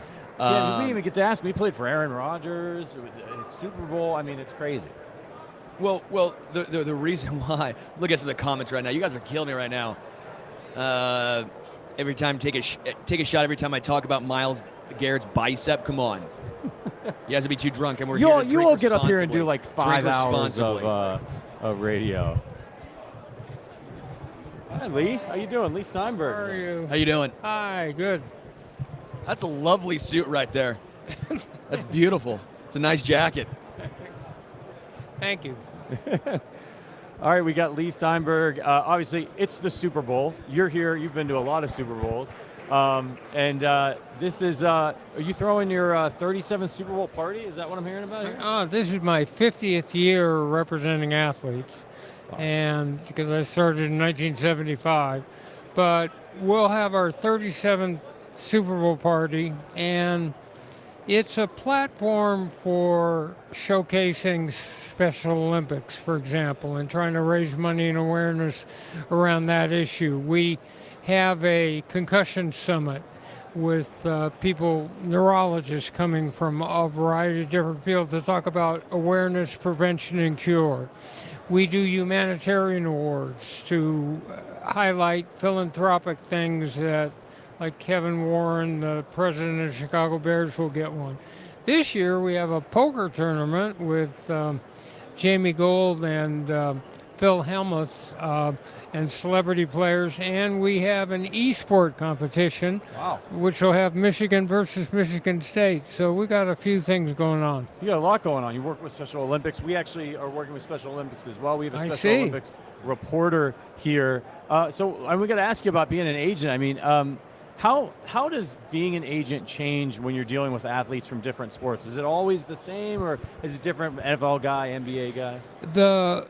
The sports are a little bit different. The football is a team sport, so you got athletes into that, and most of them have gone to college.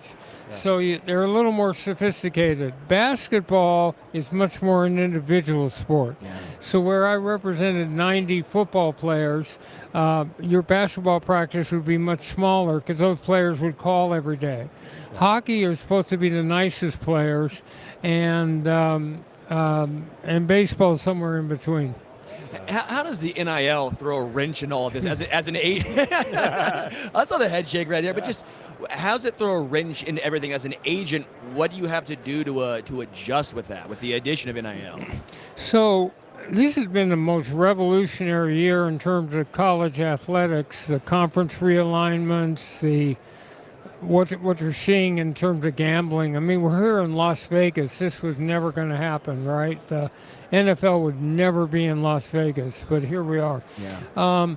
But NILs have revolutionized the fact that now you have players in high school who are branding and marketing themselves. And so normally I wouldn't talk to a football player until his junior year. But all of a sudden, if you don't sign a 16 or 17-year-old as a marketing agent, you may never have a chance to talk to him again if he signs with someone else. The other thing is the use of it in recruiting high school to college and in transfer portals. Yeah. Because these collectives have gotten together, and there's now a bifurcation between the big alumni schools and smaller schools. And they may offer a player $8 million in endorsement money if he comes to School X, or if he transfers from School X to School Y. That's different. And the NCAA could have cured this by allowing a more expansive amount of money for players from heavier backgrounds that don't have a lot of financial support, but they didn't. So now it's exploded in unintended ways. Is there any way for it to be advantageous as far as, I guess one way is if you get to a 16 or 17-year-old early, they might be loyal and stick with you throughout their high school, college, and professional career. Now, that's obviously going to be lucky. Not all those guys are going to go pro. We know a small amount of those people will be going pro. But you have the opportunity there. I guess the other way would be when you get these guys at the highest level now, if they do decide to change agencies, they've already been dealing with the agents now since they've been younger. Is there a way for that to be more advantageous as they might know more about what you guys can provide? Well, you have a more sophisticated athlete who's aware of social media, and the currency of everything today is how many followers you have on Twitter, how many followers you have on TikTok or Instagram. And so yes, theoretically, you could have a longer relationship, and that would bond you stronger when you got to the pro ranks. So you're credited as being the real-life inspiration for Jerry Maguire. I'm sure you get asked about this a lot.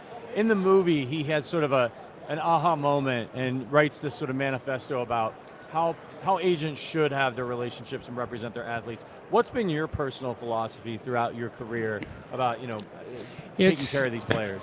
The first key is listening. So you have to draw out another human being who's male and not so easily sharing feelings to tell you what really is critical and important to him, not what the outside world thinks, but what that is.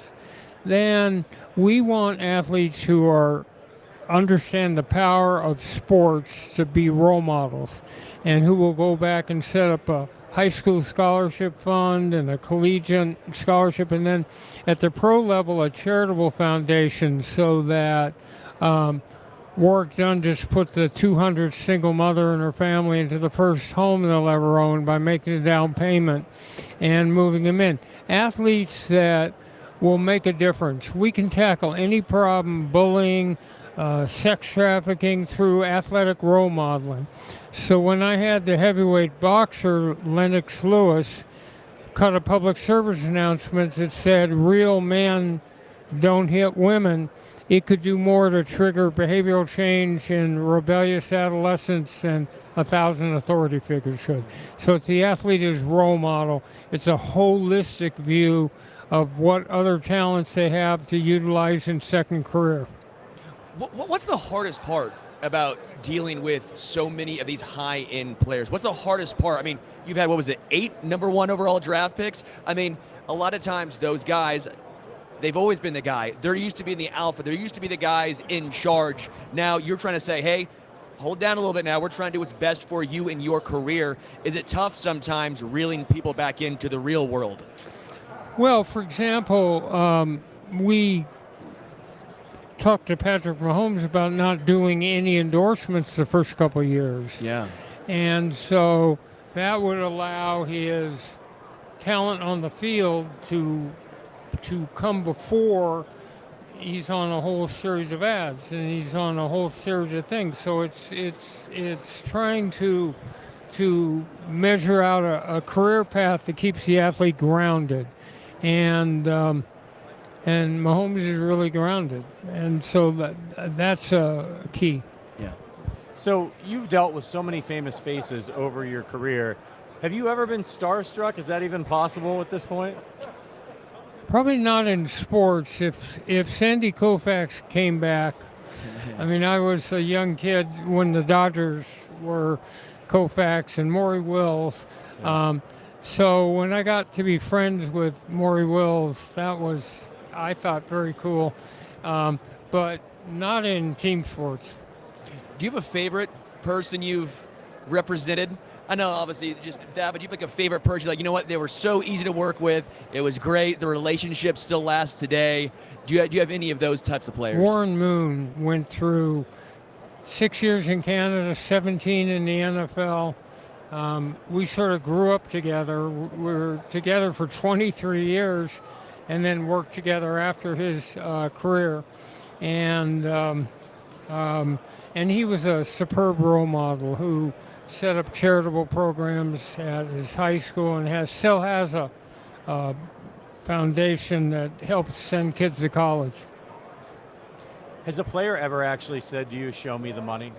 No, that line came from Cameron Crowe, the writer-director, was following me around, and he went out to the league meetings in 1993, and there was a safety named Tim McDonald who was going to leave Arizona and he ended up with the 49ers, so he followed that process. They went upstairs in the hotel room, and Cameron sort of said, "What are you looking for in the process?" Well, Lou Dobbs and Moneyline was on in the background, and Tim gestured towards the screen. He said, "I'm looking for a team that will show me victory. I'm looking for a team that's going to show me this and that," and then somehow out of that came "Show me the money." There's Leigh Steinberg Day out there in California, out there in San Fran. I didn't realize that you helped prevent the San Francisco Giants from going to Florida. I think it's kind of, I'm 29, so I was born 2 years after, but I actually had zero idea there was even a possibility of that. How were you able to help prevent such a historic franchise in the Giants from going to Florida? Which was funny because I grew up as a Dodger fan. But the mayor of San Francisco, Frank Jordan, called me up and asked me if he could help because the Giants had signed a binding agreement with a group of businessmen in Tampa Bay, Florida, and they were gone. And so I said, well, first of all, we got to turn around the concept that it's a fait accompli because the National League has to approve it, so let's organize people around that. And then we have to figure out a stadium plan for a new stadium, and then we have to bring some new investors into it. And so I worked on that for about 6 weeks, and we saved the team. And then the people in Tampa sued me for $3.5 billion. Well, what's your current opinion on what's going on with the Oakland A's right now? You know, I spent half my life in the Bay Area. I have deep roots in Berkeley, Oakland. I wish they would stay. I just don't think the city prioritized it. I saw the mayor here was pushing back in Las Vegas on the A's thing. I was chairman to Save the Rams. I like teams to stay where they are unless there's a compelling reason to switch. The A's need a new stadium. Yes. That stadium, when I was part of Save the A's, which I did with Mayor Elihu Harris, we had to find new owners. And so, but they need a new stadium. And what happened is all sorts of promises were made to the A's about that stadium that when the Raiders came back from Los Angeles were never fulfilled. So it's not a very good stadium for football or for baseball. How common, and maybe not as much anymore with the prevalence of social media and everything's out there now, but how common was it for a team to either threaten to move, have legitimate thoughts of moving? You know, obviously, I'm from Kansas City. We used to have an NBA team, the Kansas City Kings. No longer. They went to Sacramento. But before that, obviously, they were the Kansas City Omaha. And then before that, it was Cincinnati. Is it fairly common, at least back in the day, for teams to threaten to move? Or is that, again, part two right here? Every single team that has a stadium over 15 years old wants the new stadium with luxury boxes and premium seating and naming rights and jumbo scoreboard. So they all threaten the city that they may leave if they don't get what they want. And, you know, you could probably play football in the LA Coliseum for another 100 years and it'd be fine. There's nothing wrong with these old stadiums. Yeah. And so then the big fight becomes who's funding what? Because are you going to put money into a $2 billion stadium or use it on schools? So the privately funded ones make sense. So we're here at the Super Bowl, and I think as somebody who's been to so many Super Bowls yourself, I think the get-in price, I mean, it's like $6,000, $7,000, $8,000 for this one. Do you feel like the NFL should do something to keep it so that it's not so corporatized and that the average fan actually has a chance to get a ticket to see the game? The problem with this particular game is that probably, I don't know the right percentage, but maybe it's 40% of the seats go to corporations instead of fans rooting for one of the teams. Yeah. So the minute you take that out of the mix, I mean, the average ticket price right now is $10,700. That's the average. And the I could get tickets through the team. That meant I could get the right to buy 2 tickets for $4,500 a piece. I don't think it makes sense for a sport to forget about the fact you have to grow the sport in the future. And I would always set aside seats if I ran a team or a stadium for working people and kids and make sure that, like, if you just did 10,000 seats at every game, that would be, 100,000 people who would have enjoyed the sport that otherwise couldn't have come. Yeah. You see all these fans around here at the Mandalay Bay and at the NFL Experience, and I talk to them. I say, you going to the game? And they just all laugh. They say, no, we can't, but we want to be around it. So it would be great to see some sort of system to allow the everyday fan to have a shot. You know, it's funny. In my early days, I used to offer that to teams and say, we'll take a little less in pay if you'll adjust the ticket prices. Nobody ever took me up on it. Yeah. Leigh Steinberg, legendary age. Again, 37th birthday Super Bowl party up in here. It's awesome. Yeah. Leigh, we really appreciate it. Thank you for coming by. Appreciate My it. pleasure. Thank you so much for your time and your welcome. insight. I mean, that's just the NIL stuff, especially, is just so it's changing interesting. everything, right? Changing everything. Guys staying in college longer than they would have. And again, that's what the absolutely smart wild. guys do. It's what made Leigh as great as he's been for so long, is they understand the changing landscape. And a lot of the smart ones, I think, will be in here a long time, while if you don't adjust, you're gone. I'll take a Red Bull. We're getting asked by Hunter if we need anything. A jug, a bucket. Yeah, I'll take a Red Bull too. Red Bull, sugar-free if you can. Give me extra sugar, please. I don't think you understood my joke if I need a bucket. Oh my gosh, what are those? Lemon and limes? You are watching the Arrowhead Addict podcast live at the Super Bowl. If you're watching over there on YouTube, do me a solid and hit that like button. And if you're new here, why aren't you subscribed? Hit the little bell so you know whenever we go live. Oh, yeah, and we're having a meet and greet tonight. Producer Richard reminding me that after we get done with this marathon stream that we've been doing, they're going to drag us over to the Mandalay Bay. You can see what 2 walking corpses look like at 5 o'clock, Mandalay Bay lobby.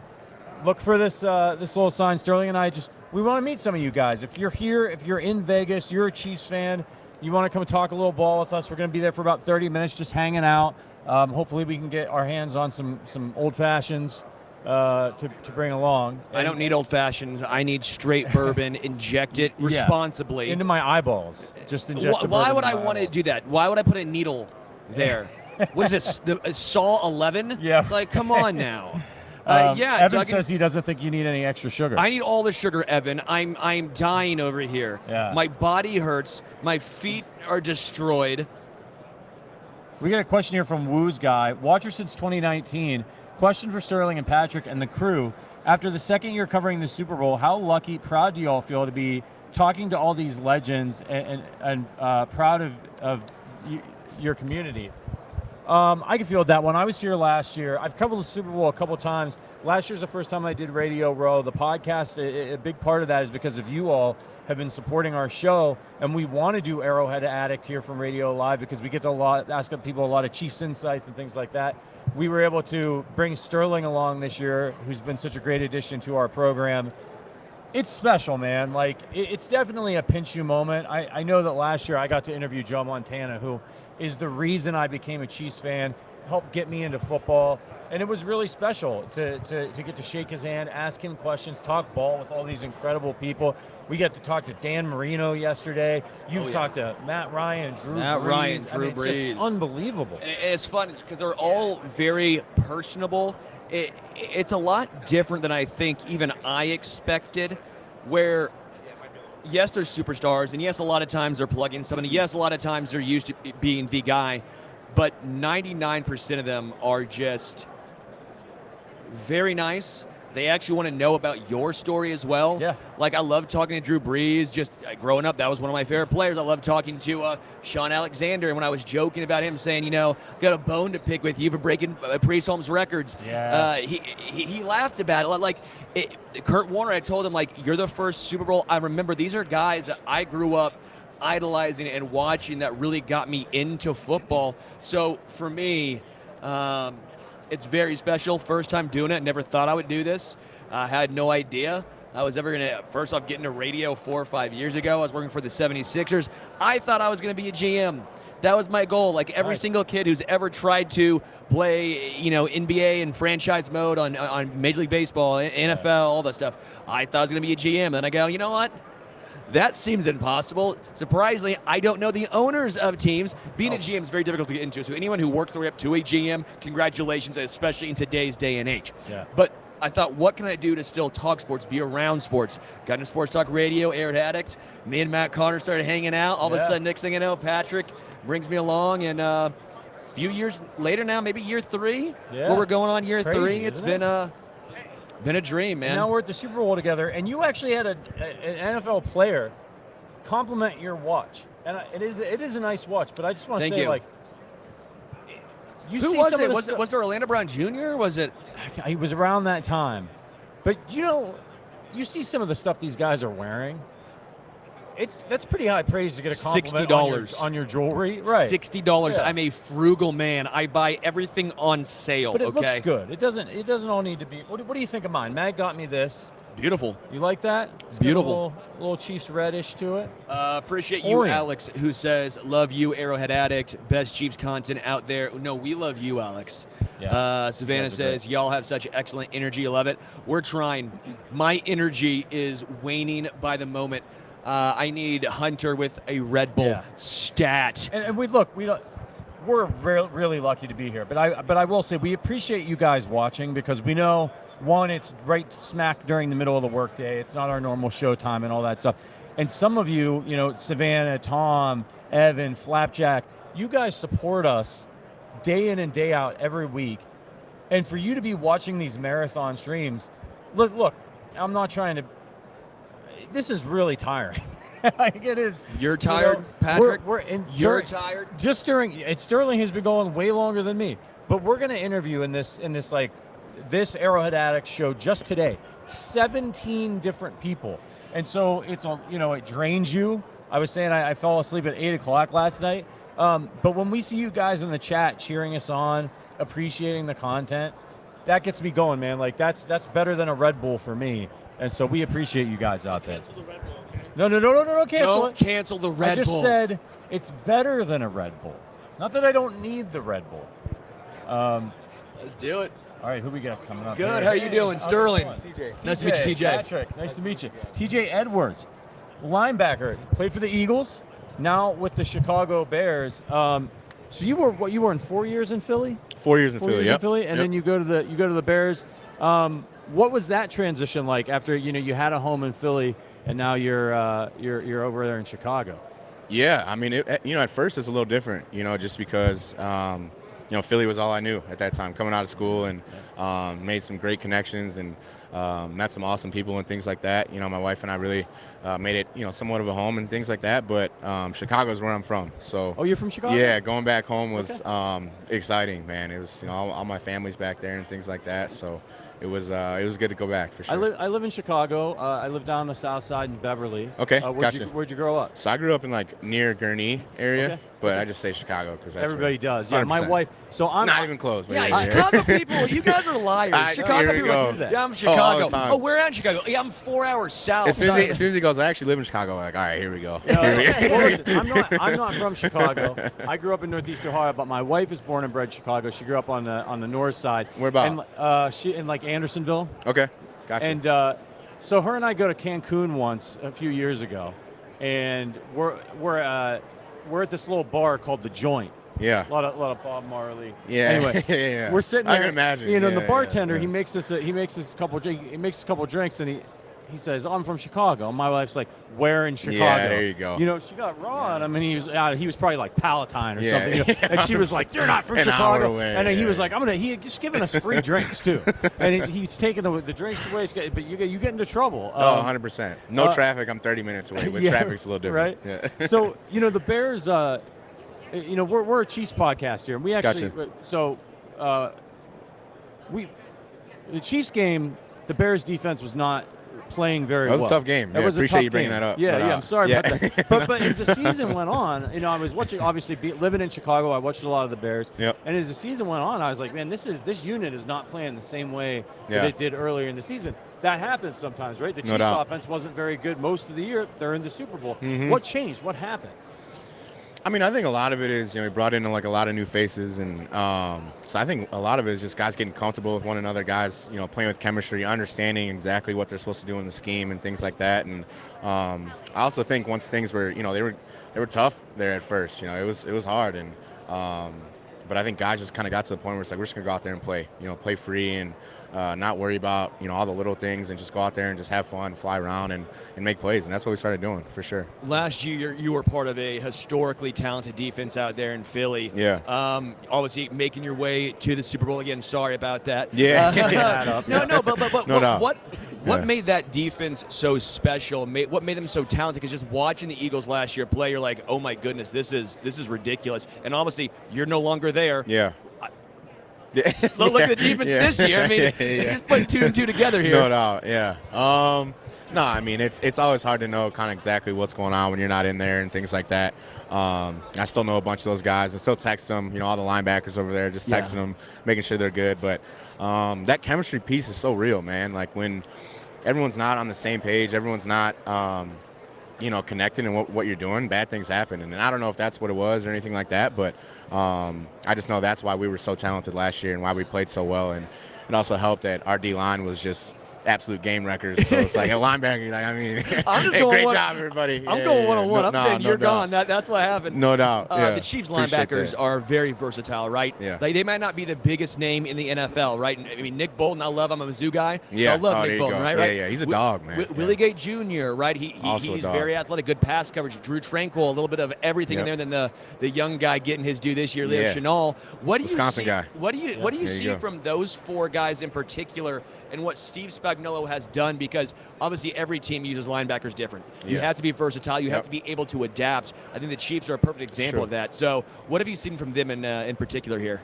Yeah, I mean, I always think it's, again, I think their DC does such a great job of kind of mixing looks and keeping them guessing. But like you said, there's so many versatile pieces over there. And I know Leo because I went to Wisconsin, so I followed him and know about him. That guy's just an absolute freak. Like, he shouldn't be that big running that fast. But again, I think Willie Gay and Nick Bolton are also very underrated guys who can just do everything, man. And physical as can be, and Tranquil does his job, but he also, you know, he makes those big time plays too, and you've seen it in the playoffs. But no, I think just with how they mix things up and kind of mess with your eyes, and they're aggressive, and they, you know, they drop back when they need to, just, you know, seem to be always making the right plays, and that's what you need. And I'm very interested to see this game, kind of how it goes for sure. Hey, you played the Chiefs last year in the Super Bowl, obviously, so you had to prepare for the offense, and then again in Chicago this year. Mostly the same cast of characters on the offensive side of the ball. What problems does this Chiefs offense present for an opposing defense? Yeah, I mean, I don't know where you start. You know, I think again, I think an underrated thing about them is their run game and what Pacheco brings. And again, you know, I think Mahomes is everything. All the off-script plays, all the things him and Kelsey do together. In terms of, you know, just finding open space and things like that, it's hard to manage. And you gotta get some turnovers, you gotta get some stops early to try to get your offense going a little bit, because like we were talking about, their defense is really strong as well. So I'm excited though. I think it's two teams that, again, in this game anything can happen, man, and all it takes is that one Sunday. So I'm excited to see it. What's the transition like for a linebacker from college to the NFL, right? Because I always hear a lot of folks talk about in college, basically you let your talent shine through. Whoever's the more talented team most likely is going to win. NFL's a little different. Now they're trying to scheme a little different. Now you have to do more things on your plate. That's true. How does that work for you, the transition from college to the NFL? Yeah, I mean, shoot, in college I was probably like 255, like playing in the Big Ten, like downhill linebacker, just like spilling lead and you know, all that and blitzing and stuff. And, you know, now I'm like 225 and running all around. But I mean, I think the game just in general is changing, you know, with how the pass game is going and how, you know, how explosive offenses are and how their schemes are really good. So I think, again, it's my opinion, good linebackers around the football at all time, and that's kind of always been our job. But in the league, it's you're sideline to sideline every single play, and that's what makes it fun for sure. So you played for Nick Sirianni in Philly. Now you've got Coach Eberflus. What do you like about his coaching style? Yeah, I mean, I think I have all the respect and love and respect for Sirianni. You know, he was awesome. He's a passionate dude who, you know, wears hard on his sleeve, and he was in it with you. You know, that was awesome. So, but no, with Flus, I get that same type of energy, that same passion every single day. You can tell he loves the game, man. He lives, breathes, and sleeps football for sure. And also helps he's a linebacker guy too, so like, you know what I'm saying, like that does me well too. But no, he's been consistent and just steady, you know, handling the storm of the Chicago media and everything like that. And we were definitely better for it, and that's why we started playing good ball at the end. TJ Edwards, I'm told we have to let you go. Yeah, appreciate it, man. No TJ, doubt. Hey, appreciate great you guys. stuff next year. Good luck. Thank you guys. We always root for Chicago because of Ryan Poles. Yeah, so just so you know, appreciate that. we root for you as well. Throw me a little bone in there. Appreciate it, guys. Hey, good luck, man. Edwards, linebacker for the Chicago Bears. And we're getting some beverages here. It's not what I ordered, but I'll take it. Thanks, man. Appreciate it, TJ. This will do the trick, though. This will do the trick. I actually like this better, so I'm okay with it. We're going to be joined now by CJ Mosley, linebacker to linebacker.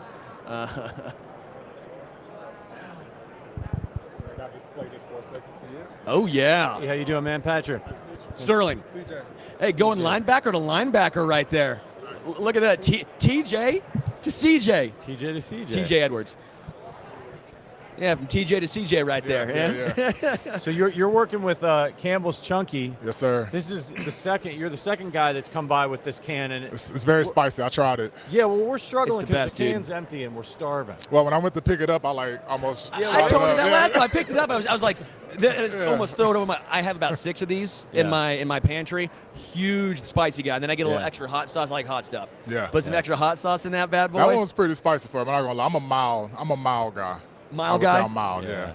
All right, for you, I want to talk linebacker play because I think this is a really interesting position going from college to the NFL. Obviously, you've been in the NFL a while now, so think back a little bit here. What was that transition like? Because I always hear in college, it's basically just talent level wins. You don't have a lot of scheme. It's more or less, we're in our spots, and we're going to do what we got to do. NFL, we're trying to trick the offense. We're trying to say, hey, I'm blitzing. You're dropping back in coverage. Yeah. What's it like with that transition from college to the NFL here? I'm going to challenge you on that one because I would say it depends what school you go to. Sure. So I went to the University of Alabama, and it was not about tricking. It was, if you're playing football, if you don't do your job, you're going to lose. So I would start off with there. Coach Saban, Coach Smart.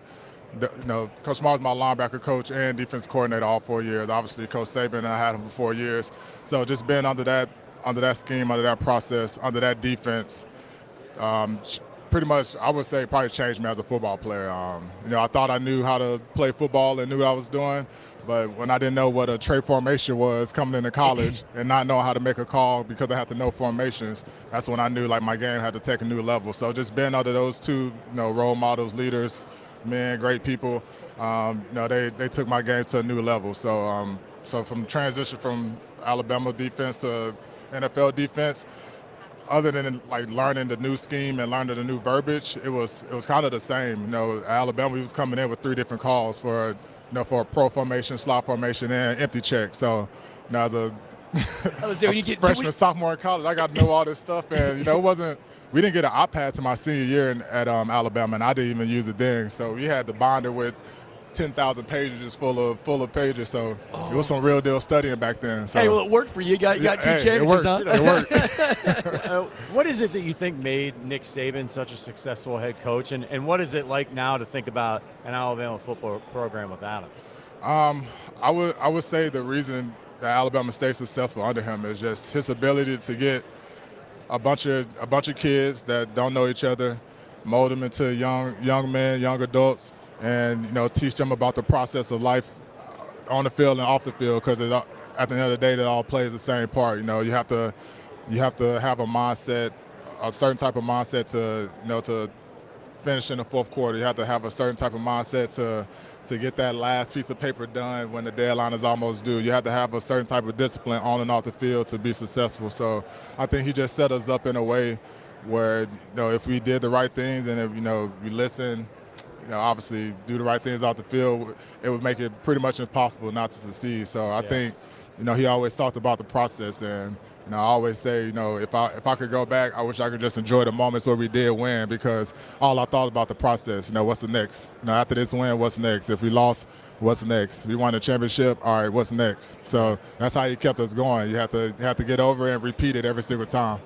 So we actually had a chance to talk with Quincy yesterday. What's it like playing alongside him? And I wanted to point out, I mean, he had a breakout year last year. I thought that's when he really started to pop. Obviously, you're a Jet. Mm-hmm. He's a Jet. You've been a great leader. You've been known for that for a long part of your career. Yeah. What's it like playing with him and watching him grow as well as the entire Jets defense?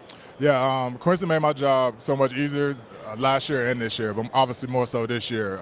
He really took it upon himself to, you know, be a better player, better teammate, and a better person on and off the field. You know, his work ethic got serious.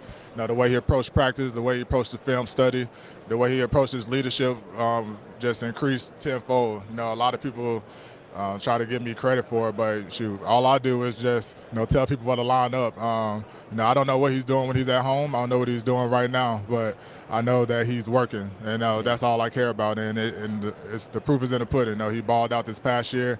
You know, earned him an All-Pro, first team All-Pro. I told him that's something I haven't even done. So now I gotta up my game up now. So I told him one of the coolest things he did was he didn't know he did it, but he challenged me because he said he wanted to be the best linebacker in the league. I'm like, well, that's where I'm at too. So, you know, let's get it. Let's get after it. You know, iron sharpens iron. So we're excited for this year coming in. Obviously, you know, we had a whole lot of hype that we brought upon ourselves.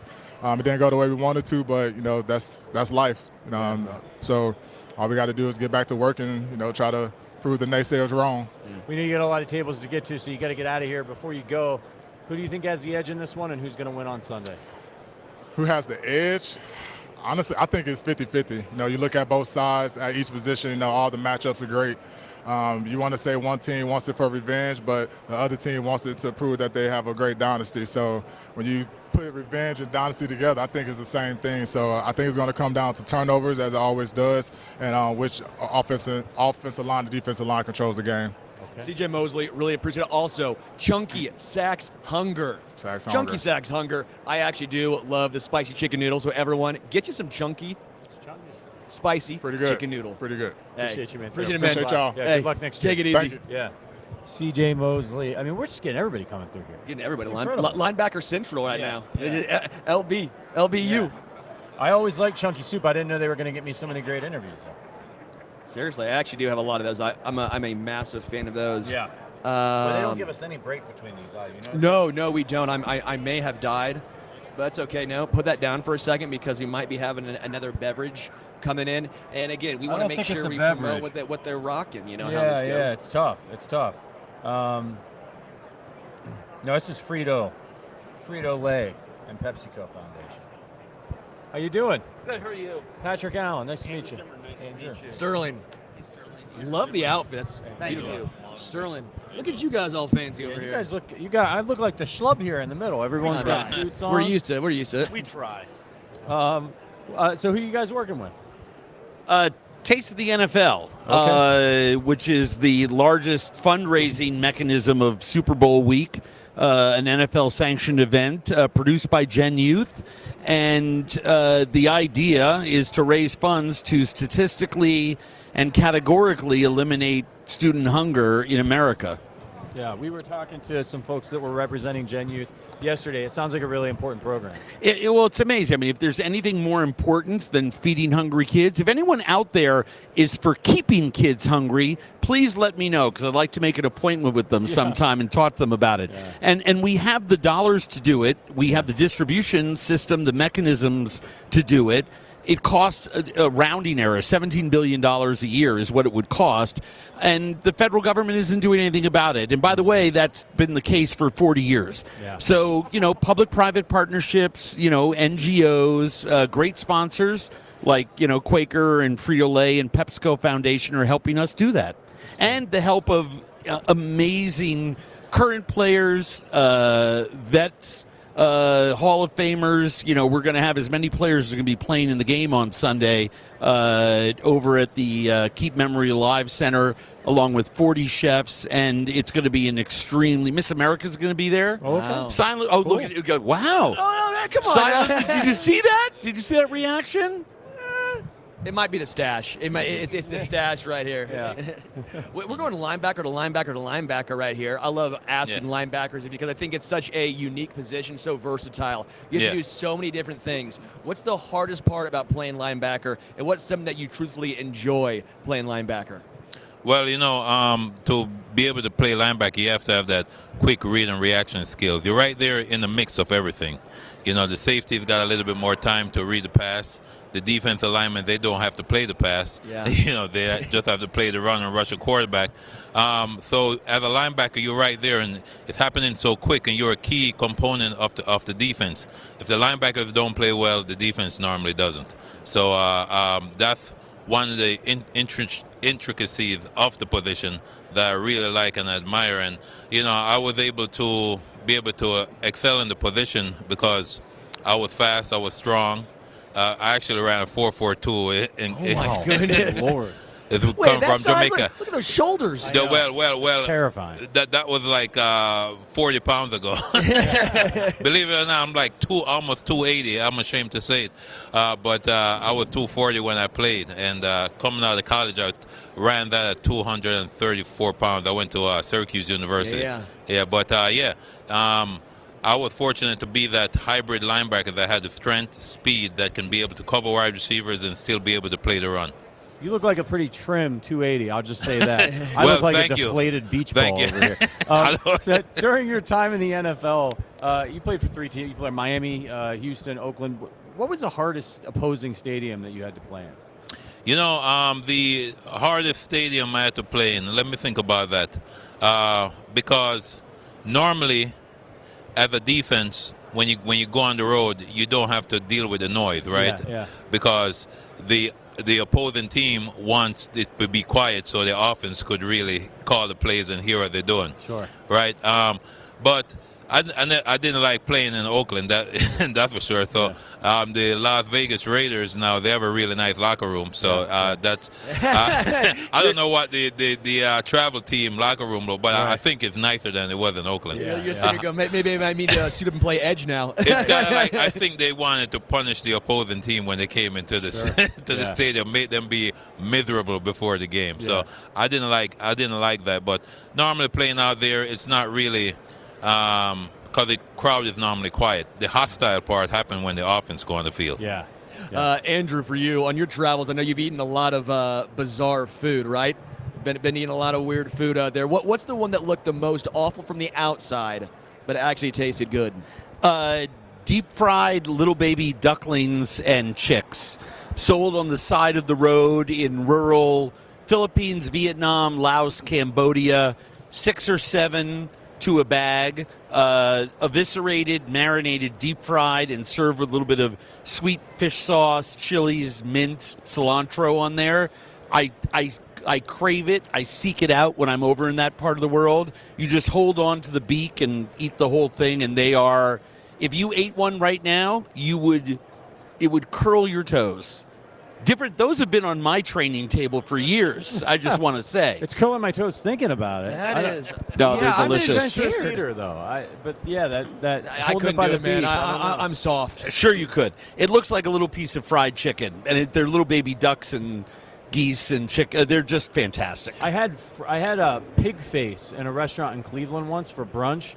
I just had a tough time with it. It was really good, but about halfway through, I know the restaurant that you had it in. Yeah. Probably Greenhouse Tavern. Yes. Yeah, they were serving that. Jonathan Sawyer's an amazing chef. Yeah. They confit the boned out the pig head, confit it, and then roasted it. So it was very crispy. Yeah. And when you hit those pockets of meat that are in there, it's delicious. Yeah. Those big pockets of fat, less delicious. Yeah, it's a less tricky delicious. eat. It's a tricky thing to eat. Yeah. Okay, so that was the good one that was bizarre. What was the most bizarre one that was bad? The worst? Yeah. Worst thing I ever ate was dinner at your house last night.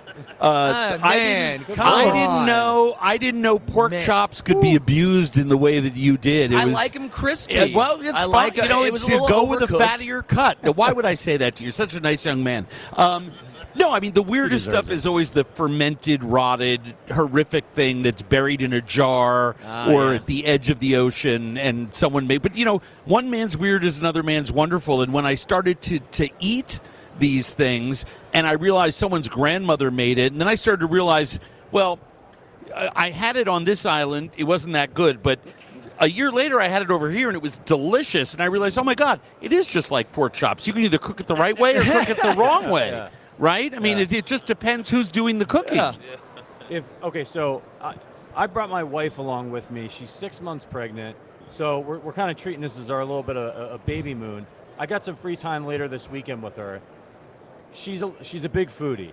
We're in Las Vegas. She's never been to Las Vegas before. Is there one thing she should eat here in Las Vegas if we have time to do it? Well, I mean, now I'm giving away all my secrets, but I think, arguably one of the most unique and wonderful experiences is to dine late night at a restaurant called Aburiya Raku, Aburiya Raku. Raku. It's a Japanese izakaya. They fly in almost everything from Japan every day. It's a lot of cooked food. It's not a sushi bar, right? But it is some of the most delicious food that's being cooked right now in this or any city. After midnight, 1 a.m, it turns into you see a lot of chefs there because they all want to go and eat in this incredible place. It really is a fantastic little Japanese izakaya. Easy table to get, huh? No. Can you make a call for us? Saturday Maybe. night? That would be amazing. Who did you model your game after growing up? Was there a certain player that you're like? Because, again, you were unique. You were that hybrid role. You see a lot of those guys now, right? Even Jamal Adams, for example. He's a safety that also kind of plays up in the box. The Chiefs have a guy, Drew Tranquil, at linebacker, who's a little bit of a hybrid. He can drop into coverage very easy. He can get after the quarterback. Yes. Did you have someone that you modeled your game after? So, I didn't start playing football until 11th grade in high school. I played soccer. I'm originally from Jamaica. My coach convinced me to play football. It took him 4 weeks to convince me. He said, football starts 2 weeks before soccer. Come out. If you like it, stay. If you don't like it, go back to soccer, right? And I played defensive end the first year. And he said, line up here, don't be offsides, and wherever you see the football, just go get it, right? And that's all I did. I played in 4 games. I didn't even know what a first down was. So I just wanted to tell you how. So Lawrence Taylor, I'm doing the camp with Lawrence Taylor today, actually. We do like free football camps for the kids. And I remember after my first year getting a full scholarship to Syracuse and playing my senior year, they wanted me to play linebacker. And my coach was like, you're going to be running off the edge like Lawrence Taylor, and like LT. And I was like, what do you mean I'm going to be fast like lightning? He was like, no. He was like, Lawrence Taylor, you don't know who Lawrence Taylor is? Because I didn't watch the game or anything. So as I went into college and I started watching guys like Ray Lewis, right?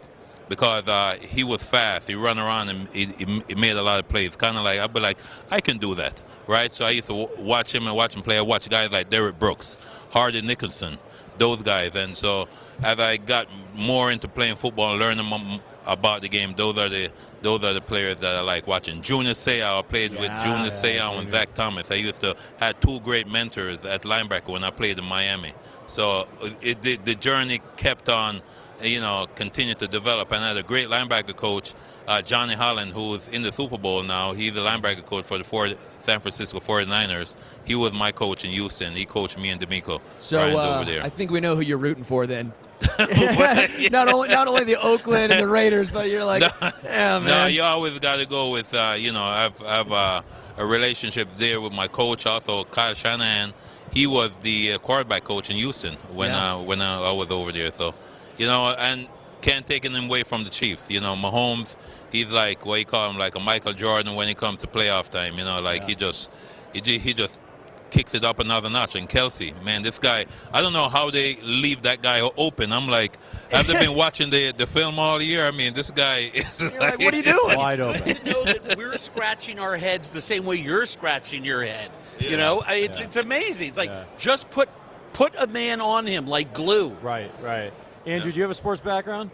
I do. We played together at Syracuse. Okay. I didn't get as much field time, and I also wasn't drafted by an NFL team, but I was third-string JV, Dalton Tigers, 1977. Okay. So I don't know if you've seen any of our games. But I watched all their tapes. All the it's time. on ESPNU. A child of the 70s, I did football, wrestling, and then baseball, tennis in the spring. And I kept playing baseball all the way through even intramurals. I went to a college, didn't have a lot of sports going on, so I was a second baseman, and I still play. Is anything where you can keep score. I mean, one thing that chefs and football players have in common, I've learned, we're very competitive people. If there's something that we can keep score at, I'll play you. It's like, we're not afraid. It's like, just if we keep score, let's go out and do it. So, yeah.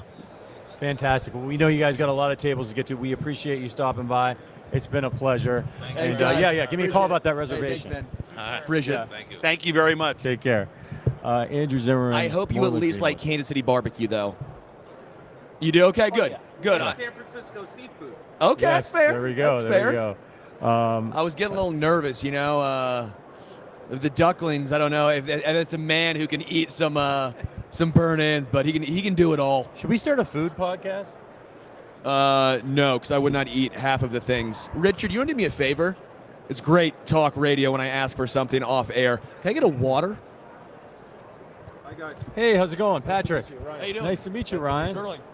Welcome. Yes.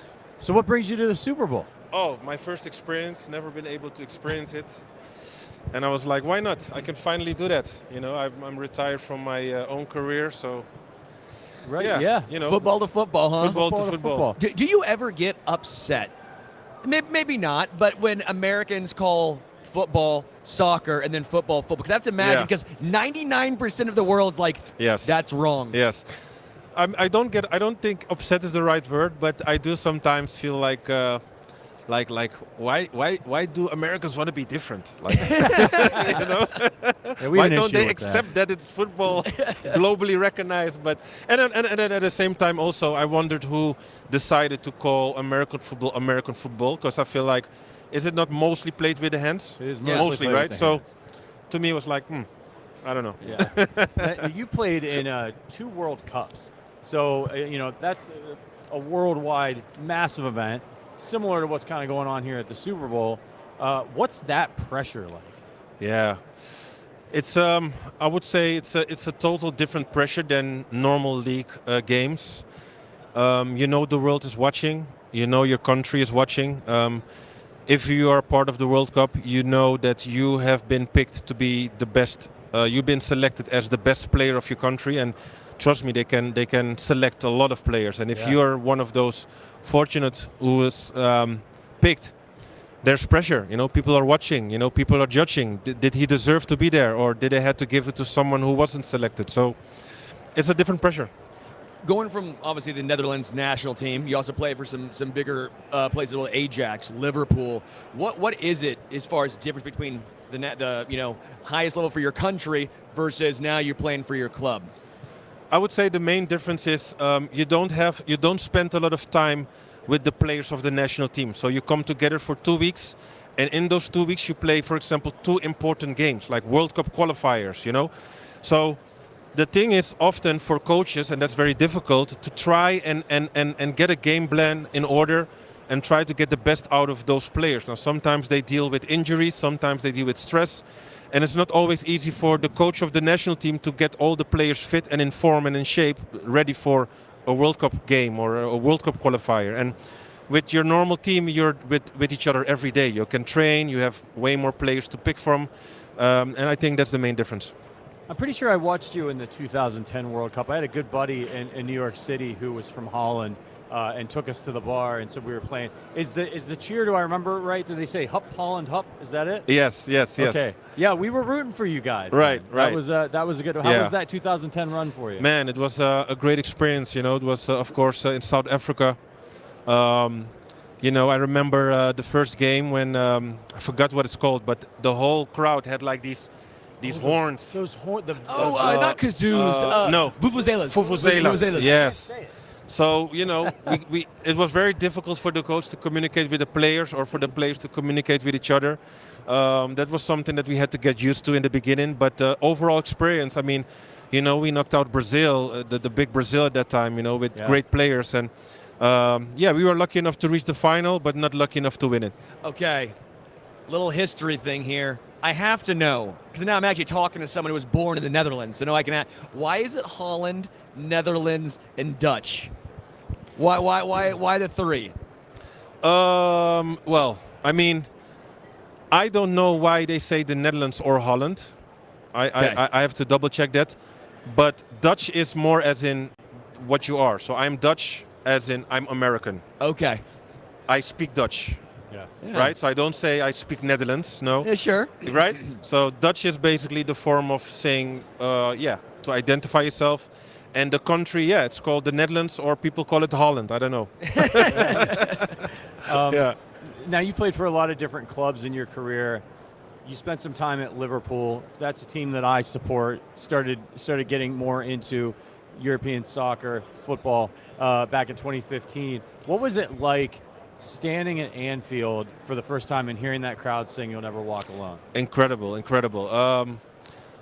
I was 20 years of age when I joined Liverpool, and it was the first time me living abroad, but also moving out of my parents' home. So I was not only living at myself for the first time, but in a total new culture and country. And growing up, I was always an Arsenal fan, so I didn't really pay much attention to Liverpool. But as soon as I got in touch with Liverpool and I signed for the club and I learned about it, it was goosebumps. And first time, it was incredible. Yeah, I've never had the chance to go yet. I really would love to go and see a match there. What do you think about the team this year? They're obviously, I feel like I'm in a haze right now. They're still top of the table, right? They are.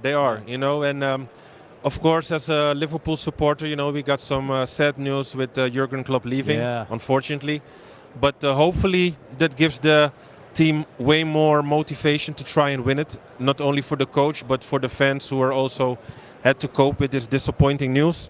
But they have all the ingredients to make it out there, and all they need is focus, commitment, what they have, try to fine-tune the little details that they still can improve. How do you maintain that level of excellence? I think that's the hardest thing. Obviously, the Reds have had a really great run with Jurgen Klopp. Then you see what they're doing over there in Manchester. How do they get up every year? To me, it's got to be so difficult, especially when you win trophies over and over and over. Yeah. Again. It's not easy. And at the end, it's the coach's job to try and keep the motivation level high. But as a player, after a short break, you go in pre-season again. It's going to be a long season again, a tough season. You're trying to do as much as you can to prepare your body and to prepare mentally, and that's not always easy. Yeah. How have you seen the MLS grow? Obviously, the MLS is, from even 10 years ago until now, it used to be, the MLS. I know a lot of players from overseas are like, that's not real. That is. But now I feel like it's grown into at least respectability now. How have you seen them put all this money, resources, and seen the growth of MLS right here in America? I still believe MLS has a long way to go, and therefore, in my opinion, I feel like they should change a few rules. Not only should they change the salary caps and make it more lucrative for Europeans to want to come to MLS way earlier. What you notice now is that players often come at the end of their career. And even now with Messi, You know, yes, the whole Messi mania was good, maybe for business and for selling tickets and whatever, but you might only get 2 years out of Messi. Now, if it was way more lucrative, maybe you could have had Messi for 5 or 6 years earlier. You know, same with Ronaldo, same with a lot of these other players who have been playing, you know, whether it was Steven Gerrard or Kaká or David Villa or Pirlo who came in the past. You know, they all came at the end of their career, and that's simply because, yeah, you know, they don't want to be at their peak of their career playing with, respectfully, you know, football players who maybe are not understanding that level of football. And I think also another thing, in my opinion, that they could change to try and compete is trying to put European minds and European ex-athletes in places, not only in coaching roles, but maybe also in board staff, you know, who can make decisions that is good for elevating soccer. It's just hard, right? There's so much money in European soccer. You're almost sort of doomed to be a minor league unless you have an amazing influx of cash. Yeah. Where are you going to go play? Yeah. You know, I think it's. Yeah. I think that's really interesting. Yeah. You know, we've got a lot of big pro sports here. We don't have to have them all. Right. Right. Yeah. But you would like to see. I would like to see the game be. It's popular here, but even more popular because as somebody who didn't grow up watching soccer, once I started to get into it, I would have never noticed, you know, if I watched an MLS game, I would have never noticed it. I never played soccer. When I started watching the EPL and then I caught like an MLS game, I was like, oh. Like you could just see the difference. And that's not a knock on those guys, but there's just a difference in quality. Yeah, you know, it's you can kind of compare it now with the culture here, right? Growing up, whether you wanted to become as a kid an NBA player or a football player, it's exactly that, but in Europe and in the rest of the world, right? So it's the way they live it, the intensity, the culture, the way you grew up with it, it's ingrained in a lot of kids from young age. Are you an American football fan as well? I don't want to say I'm a fan, but I'm definitely now. Intrigued. I respect the sports not only because I think they have to do just as much as we have to do as soccer players, and that is, you know, live the right lifestyle, eat well, prepare well. Be in the right mental space, and not only what they do with their bodies, right? It's intense. So I respect the sports a lot, and that's why also one of the main reasons why I'm here is to learn more about the culture and about the sports and about the games and the players. Are you going to go to the game on Sunday? Well, you know, it's a funny story. I just thought I'm going to fly in here, go to the stadium and buy a ticket outside, and that's far from the truth. Sure is. You can do that in Europe, but apparently not here. And also one of the things that surprised me was the cheapest tickets was the price of it. So I was like, you know what, I'm gonna watch it at home. Oh, welcome to the club, man.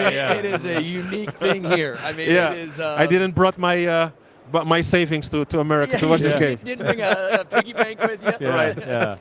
Oh, Ryan, it was awesome having you stop by. It was Thank really you so great much. to Thanks meet for having me. Yeah, Thanks go for Reds. having me. Yes, thank awesome. you. Yeah. Thank you. Oh man, that was awesome. Really cool. Yeah, really cool. It's cool to get to you know, we're talking about the Chiefs here. I got my red teams. Being a Liverpool fan, getting to see a former Liverpool player and ask him questions about the European game is a lot of fun. Very, very cool. What's up next? 10-minute break. Yeah, Zach, you wanna swing through for a second? I'm gonna take a quick little break ski if you don't mind. No, Zach, we need you for a second. Swing through, pal. Come on. Do you know how many liquids I've consumed today? He's not gonna do it. Sorry, I don't have a bucket here. I am getting kicked out. I love that. I can't believe that he just flew here going, you know what, I'll just get a ticket. I'll go outside. Just go out and get a ticket. Yeah. All right. Bess is going to come join you. Thank you. He looks at the he goes up to the window, right, and says, hey, I'm just going to buy a ticket. And it's like, that's not how it works. And he looks at the price and, like me, says, oh, I'm not getting in. And this is surprisingly a first. If you are a longtime listener or watcher, viewer of the Arrowhead Addict podcast, you've heard us mention this gentleman. You've probably seen him in the chat occasionally, and his brother is one of our co-hosts. Here's the co-founder of ArrowheadAddict.com, my boss, Zachary Best. What's going on, man? What's up, man? Thanks for having me. Yeah, this is I didn't know that this was going to happen. I'm a little bit flabbergasted. The guys and gals in the chat, they like to give Adam the business. They talk about his mustache, his facial hair. What's your opinion on Adam's mustache right now? That stash is scaring his niece and nephews. Yeah. But quite impressive stash. Yeah, it is, and it makes me jealous because I cannot grow nearly the mustache that man could grow, and I would kind of like to. I think it would be fun. But the one time I looked at myself with a mustache, it was a no-go. No, and as his little brother, I get very jealous of the facial hair he can grow. Yeah. But I encourage the chat to keep giving him the grief. Yeah, he deserves it, right? Absolutely. Yeah. Absolutely. So you started Fansided with your brother. It started as just Arrowhead Addict, and now it is this massive company with, I don't know, over 70. We have 70 employees now, something like that. 80 plus. 80 plus employees. We just had a big hiring spree. We go to the Super Bowl. We're here on Radio Row. We're interviewing Hall of Famers. Could you ever have imagined when you started that blog back in 2007 that it would turn into this? Not at all. We really just wanted to give Chiefs fans more content, more critical content. The team was pretty miserable back in some of those days. Wasn't good. And it's just with guys like you, gals like everyone else, part of the crew, it's just been amazing growth. Really proud of everybody that works at Fansided and living a dream, living an absolute dream. Yeah, it's really cool. And I think as somebody who also was able to turn his love of sports and of the Kansas City Chiefs into a career, it's kind of neat to have been a part of that journey, but also to sit back and see all the other people that have come along and worked for Fansided since then. You know, it's really helped change some people's lives. It's helped launch careers, whether it be here at Fansided. We've had people go on to CBS, NBC Sports, ESPN, to work for professional sports teams. How gratifying is that to say, hey, I started a little blog with my brother and we were having fun and messing around, and now, you know, we've been able to help people. Yeah, that's, I think, one of my most proud moments is I'm a dreamer, and seeing other people be able to chase their dreams and live out those dreams motivates me every day. And as we say, we love to everybody to stick around Fansided, but seeing some of our OGs or other people go on and take great careers at ESPN, CBS, like you said, NBC, Athletic, you know, just so many great Fansiders out there working for other outlets, and that excites us, and we continue to invest in our own people and grow this thing together. All right, now we're here working with the Special Olympics, a cause that's near and dear to all of our hearts. Have you heard about this tattoo thing with me? Actually, that's the only reason why I joined you today. I'm not. It's typically not my forte, you know. But seeing that late last night, this broke, and someone sent this to me, that a Joker tattoo. We're raising a minimum $1,000? $1,000, and the Chiefs have to win a Super Bowl, win the Super Bowl. Oh, the Chiefs have to win. They have to win, and that's part of the deal. But listen. Okay, but we're still raising money for a great cause. Yes, exactly. Okay. It's up to $260. And I got to be honest with you, I'm getting a little nervous, and I don't know why I picked $1,000. I should have done like $10,000. It might have raised more money for Special Olympics, and I might not have had to get the tattoo. Are you considering, as somebody who's my boss, are you starting to doubt my judgment and soundness of mind at this point? Well, knowing that you've had tattoos, I don't have a tattoo, so be a little bit more risky for me, I guess. Sure. But knowing, well, also your love for the Chiefs, and we all want a Chiefs win on Sunday. Yeah. And the link's pinned in the chat, so yeah, please we don't have to tell them where to go donate. They could just donate to. They don't have to go to that page. And how about this? Since we're at 260 right now, I'll just go ahead and match that 260. Oh no, see that's not fair. No. No, you can't come in and big time this thing. That's not part of the deal, because I know that you would love nothing more than to see me have to get this tattoo, this Joker tattoo. Yeah, it feels unfair. I think it's totally fair. I think the community. Yes, see, we're at 520 now. So everybody in the chat, if we can just get a few more going here, we'll get this thing taken care of today, and then keep raising some money throughout the weekend for Special Olympics, and maybe we can even shoot the tattoo at the tattoo parlor as you get it, because we know the Yeah. Chiefs are going to win on Sunday. The Chiefs are going to win. How are you feeling, by the way, as a Chiefs fan? How confident are you feeling heading into this game against this explosive 49ers offense? I'm never confident as a Chiefs fan, but obviously with Mahomes and the crew, confident. I just sat in a panel where the FanDuel president said that 80% of the money right now is on the Chiefs, which gets me a little worried. It makes me nervous. I'm very nervous when there's that much money riding on one team. But at the end of the day, actually, opening night also helped us. I love that the San Francisco fans were booing Travis and Patrick, really getting the team motivated. And I heard early this morning that the defense and offensive line were getting into in practice, but the team's really motivated, ready to play this game. Travis says this is the most important one.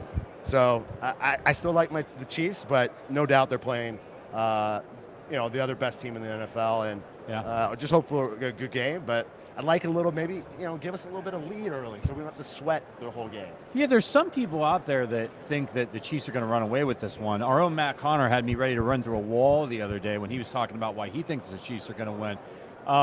But yeah, man, I'm nervous. Vegas is not a town that's in the business of losing money. So to have all of that money on the Chiefs right now and the 49ers still being the favorite, it makes me nervous because, that's going to mean Vegas is going to want the 49ers side of that. They're going to be rooting for 49ers. And the other thing that's bad for Vegas is because of the Taylor Swift thing, right? Yes. There's all kinds of money coming in on Travis Kelce props, Travis Kelce for MVP. If Travis Kelce wins MVP, Vegas may just shut down. Right. I would be interested to see what the amount of money going on Travis Kelce props. That would be an interesting stat to hear about. I'm sure somewhere we can find it, but definitely a lot of money. Definitely, the ticket prices have spiked back up, and they kind of started to gradually go down. But you can see Vegas's impact. This is a huge Super Bowl. Give Las Vegas a lot of credit. This is a great place to have a Super Bowl. Almost feel like they should have it here every year, but I do like the rotation as well, though. It's great because as somebody who's covered a couple Super Bowls, having everything be in this one facility here at the Mandalay Bay and then being like basically across the street from the stadium, you're just able to get to everything. Especially, of course, we were lucky enough to get rooms at the Mandalay Bay, so I can roll out of bed, come down on the elevator, and just roll right into Radio Row. Sterling Holmes is back. Hey, he couldn't handle the marathon. No, you can sit for 1 second. You got to move over here, though. Okay. They're moving me. Swing through, put the mic down, swing over. I heard some talk of a tattoo coming Patrick's way. We're up to 260 right now. Guys, we need you to donate. Every what's that? It's been in the chat. Pinned? It's pinned in the chat. PINNED. Okay, we need you to donate. Every dollar counts. This is a huge thing we're trying to do. Let Patrick get a tattoo. We need this. That ink needs a home, and that home is Patrick's ass. Come on. Now listen, I didn't say where I was going to get the tattoo. It's not going on the lower back if it happens. And I said it was going to be very small. I get to choose.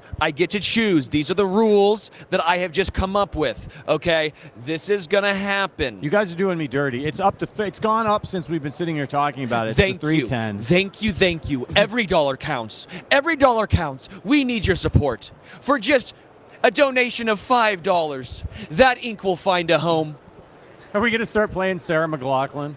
In the arms of an angel. Yeah. We're up to 310 now. In the arms of an angel. And by the way, this has got to happen by the Chiefs winning the Super Bowl. If it doesn't reach 1,000 by the Sunday. The Chiefs are winning the Super Bowl. I know we're acting extra rules like Chris Jones did in his contract. Didn't matter because he knew he was going to hit him. Just how I know we're getting a tattoo on Patrick. This is outrageous. All right, Max, come on, I got to sit down and do real work. Are we going to do some actual work here? Oh, I can have a conversation about this. Mack Hollins, wide receiver, Falcons, played for the Raiders, played for the Dolphins. Hey, Mack. How you doing? How Patrick. you doing? Good Man, to that's meet the you. best hair in the game. What? It's good. I knew it was good. Like, I knew the hair was electric, but that is phenomenal. Pretty intense, right? Fantastic. And you got to tuck it in the helmet so people don't really get to see. They don't get to see the actual. It is beautiful. It's a beautiful thing. All right, you guys got to try some jerky. Oh, we got jerky. We're trying this jerky. is Dude, you guys, fantastic. thank you to GE Profile Smart Indoor Smoker. Yeah, get there. Oh, baby.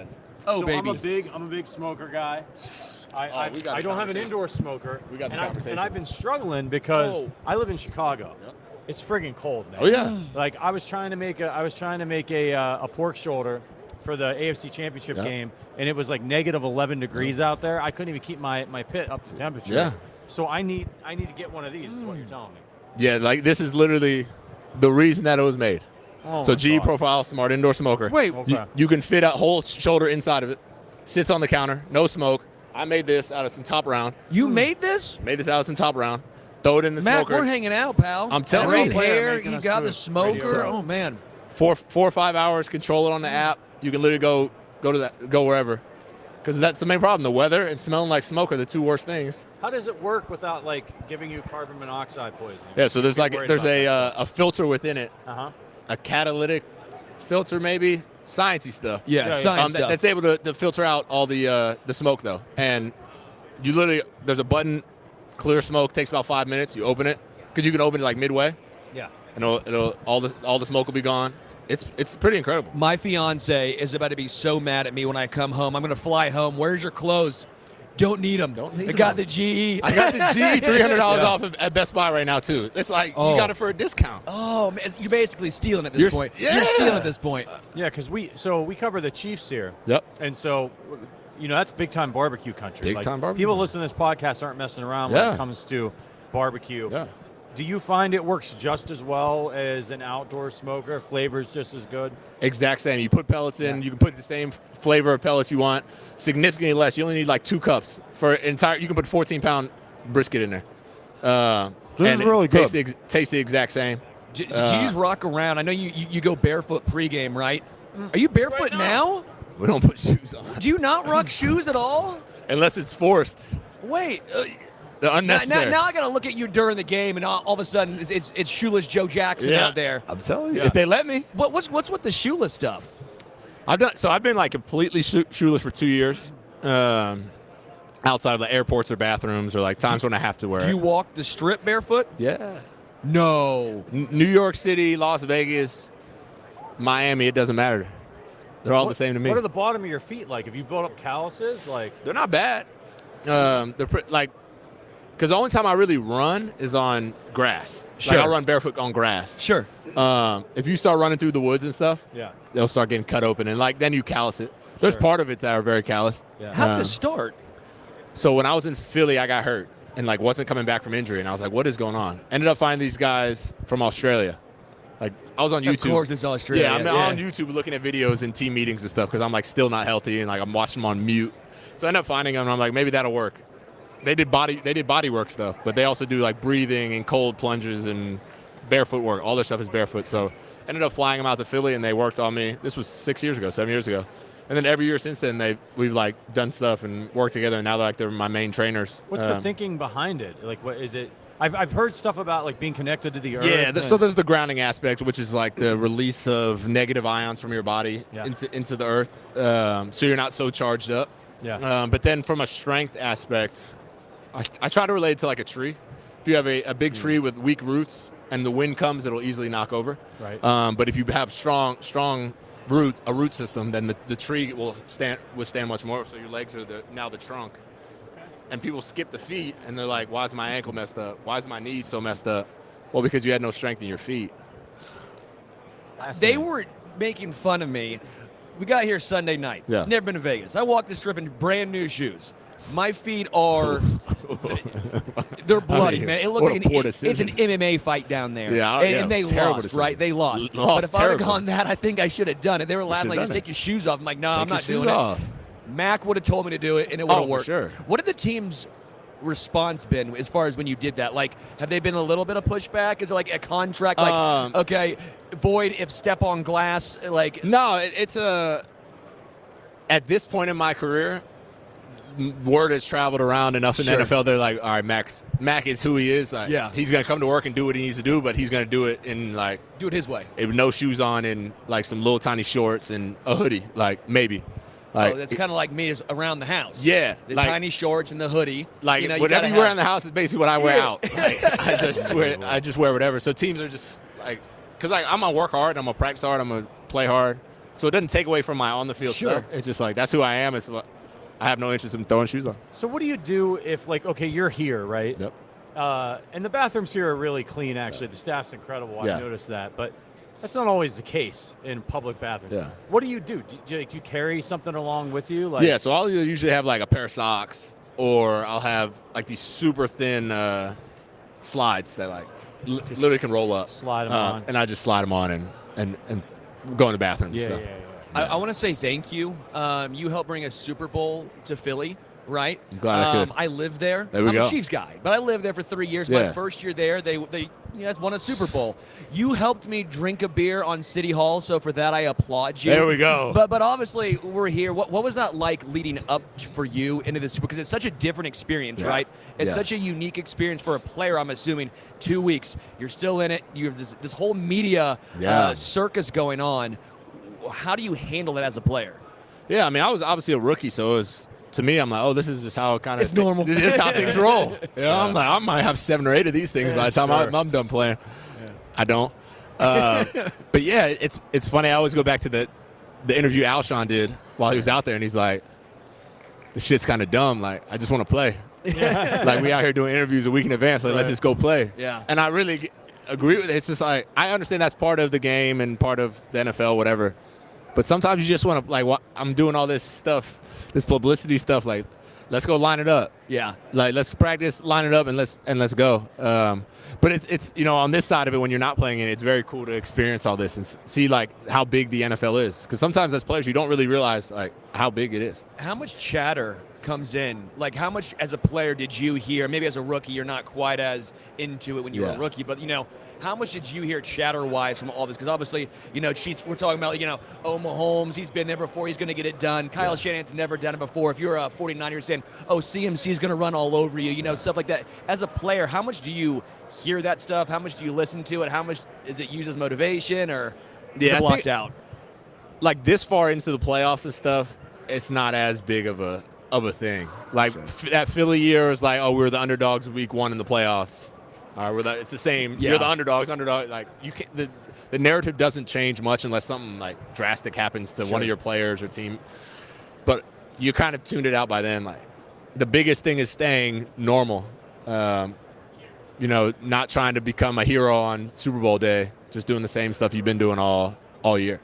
So release is so important for a wide receiver, trying to get off the line. Yep. Who's the wide receiver right now that you think has the best get off Devontae the line? Adams. You're not even hesitating. It's not even it's not even like a debate. Yeah. Like he's unbelievable. Yeah, he's very, very gifted at that. Yeah. I like a AI in basketball, just like the first step. It's like, how do you not cover him? I don't get it. Yeah, He's just right. doing this. Right. Like Devontae splits his feet and goes one way or the other way, but like if I do it, the same exact thing doesn't work. Yeah. But when he does it, it works. Who's on your wide receiver Mount Rushmore? All time? All time. Ooh. Calvin. It's just like their career stats. I mean, just like or just they had their best year. However you want. Because like a prime Julio. Yeah, we got a lot of Julio. A from the prime guys. Julio. Yeah. Obviously the old school. Randy Moss, Chris Carter's, all those guys. Devontae's up there. Yeah. Like being able to play with him too. Like he's up there. Is it frustrating? Like, it's so hard to get to the level that you've gotten to. In most of your career, you were probably best player on the team, and then you get to the NFL, and then you're also really good. But you see a guy like Devontae Adams, and you're just like, I just can't do that. Yeah, I mean, you're always restarting. Like from high school, Yeah. you were the best. Then you go to college, and you're not the best anymore. And then you got to become the best again. And then you get to NFL, and you're like, I'm not the best again. And so it's like that pursuit of like always being the best. Yeah. But it's great. I love being around dudes that are like phenomenal. Yeah. Like it's very boring to me when you're playing a game and guys aren't talking trash or guys like aren't bringing their best. Like I didn't come out here to Like just Thank check the you. box of like we played. Like I want us to be arguing the whole game. And then as soon as the game is over, like I'm cool. I don't care anymore. Thank but like you. that 60 minutes, like I want to talk as bad as you want to me. I love the I want your smack best. talk. I'm team smack talk. Yeah, like I want to like you get flagged for talking now. There's like a lot of things you get flagged for that I don't think you should be flagged. Like you should be able to say whatever you want. Yeah. To like within somebody reason, saying but, like, something shouldn't have an impact on the game. Yeah, like that. If I talk bad to you, that's me talking bad. Yeah. The standing over people. Sometimes you got to stand over somebody. But like I get the unnecessary roughness, but like standing over somebody, taunting is taunting. It's the NFL. I know we gotta let Matt go right here, but I'm not kidding. That beef jerky so good. is It's incredible. The GE Profile Smart Indoor Smoker. I will legitimately be taking a look. Some people bring products by. I'm like, oh yeah, I'll take a look. I will legit Listen, I'm take telling a you. look at this one. $300 off at Best Buy. Make your own jerky and whatever else you want. If you're in KC and you can't smoke all year round, are you even in KC? Yeah. That's it. Mac, appreciate you coming Appreciate by. it, y'all. Yeah. Appreciate it. Take care. Hey, take it easy, Mac. Thank you for the jerky. Oh man. Any more? Y'all good? No, we're okay. I'm good right now. I got to keep talking. I That's gotta talk amazing. to- I'm not kidding. you're That talking is to Bruce phenomenal. Smith here. The seasonings too are really good. Yeah. Fantastic. You got something with that. You got something with that. Yeah. Yeah. Yeah. Right here. Yeah. Yeah. Of course. Yeah. Yeah. Look at you saving. I wanted to take more jerky, but I was like, I can't We gotta talk interview more. Bruce Smith while I'm eating a piece of jerky. Wow. Yeah. How you doing, Bruce? Patrick. Howdy, Sterling. Nice to meet you as well. Oh, it's another We got M&Ms more guy. M&Ms. All right. There we go. I ate mine from Dan Marino this morning. So yeah, it's the M&M show. Don't worry about that. Dan hooked us up. So you're working with. Tell us about your work with M&Ms, Bruce. Well, got a call from my marketing company, Rubicon, and they told me about an exciting opportunity to do a commercial for M&Ms, and they told me who was the cast was going to be: Dan Marino, T.O., and Scarlett. It didn't take me long to say yes. So particularly with that crew and having been friends with Dan for so long and you know, Dan and I have this unique relationship. We're best of friends. But I sacked him more times than anybody in the history of the game. Yeah. So I'm sure it's a love-hate relationship. Yeah. He's still feeling some of those aches and pains, Yeah, I think, that you yeah. caused. I wanted to ask you, obviously, you're one of the greatest pass rushers of all time, 11-time All-Pro. You're in the Hall of Fame. You're on 2 all-decade teams, and then you recorded the record for most career sacks at 200. I wanted to ask you, I realized today is that I believe it was the 24th anniversary of when we lost Derek Thomas. Played during your era. Can you talk to me a little bit about what he brought to the game and how incredible a pass rusher he was? Derek was one of a kind. Before there was Demarcus Ware and Von Miller, it was Derek Thomas. Nobody had that first step like Derek Thomas. His ability to be able to get to the quarterback, it was just remarkable. He was a dear friend, and losing him was heartbreaking. So for this to be the anniversary of that tragic day, it saddens me. Yeah, we have a lot of, as Chiefs fans, we have a lot of fond memories of watching. We were talking to Marcus Spears earlier today, and he said he felt like we were really robbed when that happened. Yeah, what an incredible talent in terms of his athletic ability and what he could do on the football field. But he was an even bigger person off of the football field and what he did for the community and young kids in his community. So that's what we've appreciated most about him, his heart and his willingness to give of his time and his money and his resources to make those that are underprivileged have a better life. Do you think his record of 7 sacks in a game will ever be broken? Well, it stood the test of time so far. So has. It sure has. How have you seen pass rushers evolve from your time to now? Because you look at quarterback, it's very easy to say, okay, they've changed. You've seen some differences. Running back, I think, have changed. Wide receivers have changed. Not saying better or worse, just saying the game has been obviously more pass dominant. You look at what you've done, you might be having more sacks if you played in today's day and age. 100% I would. But what would you say to the game itself? How have pass rushers changed from back when you played? I really don't think they have changed. They might have tweaked a few things here and there. But the one thing about pass rushers, particularly from the defensive end standpoint, your ability to be able to bend and turn the corner is paramount. If you can't do that, you're going to be average to good. But if you can bend and you have the other tools to go along with that bend, you're going to be great. Can you work on that, or is that something that's more natural? It's natural. It is natural. You can work on it and you can get better at it. But there are certain guys that just has that ability to be able to bend around the corner. Myles Garrett, Von Miller. Some guys are built to rush the quarterback upright, and there are a few that are built to bend around the corner. Is there a quarterback that you never got to sack that you regret? Yeah. I wouldn't say regret.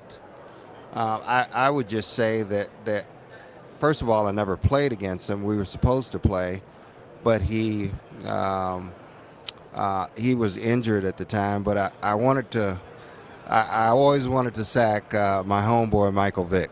Okay. Yeah. Because he was that elusive guy before this era of guys and their elusiveness now.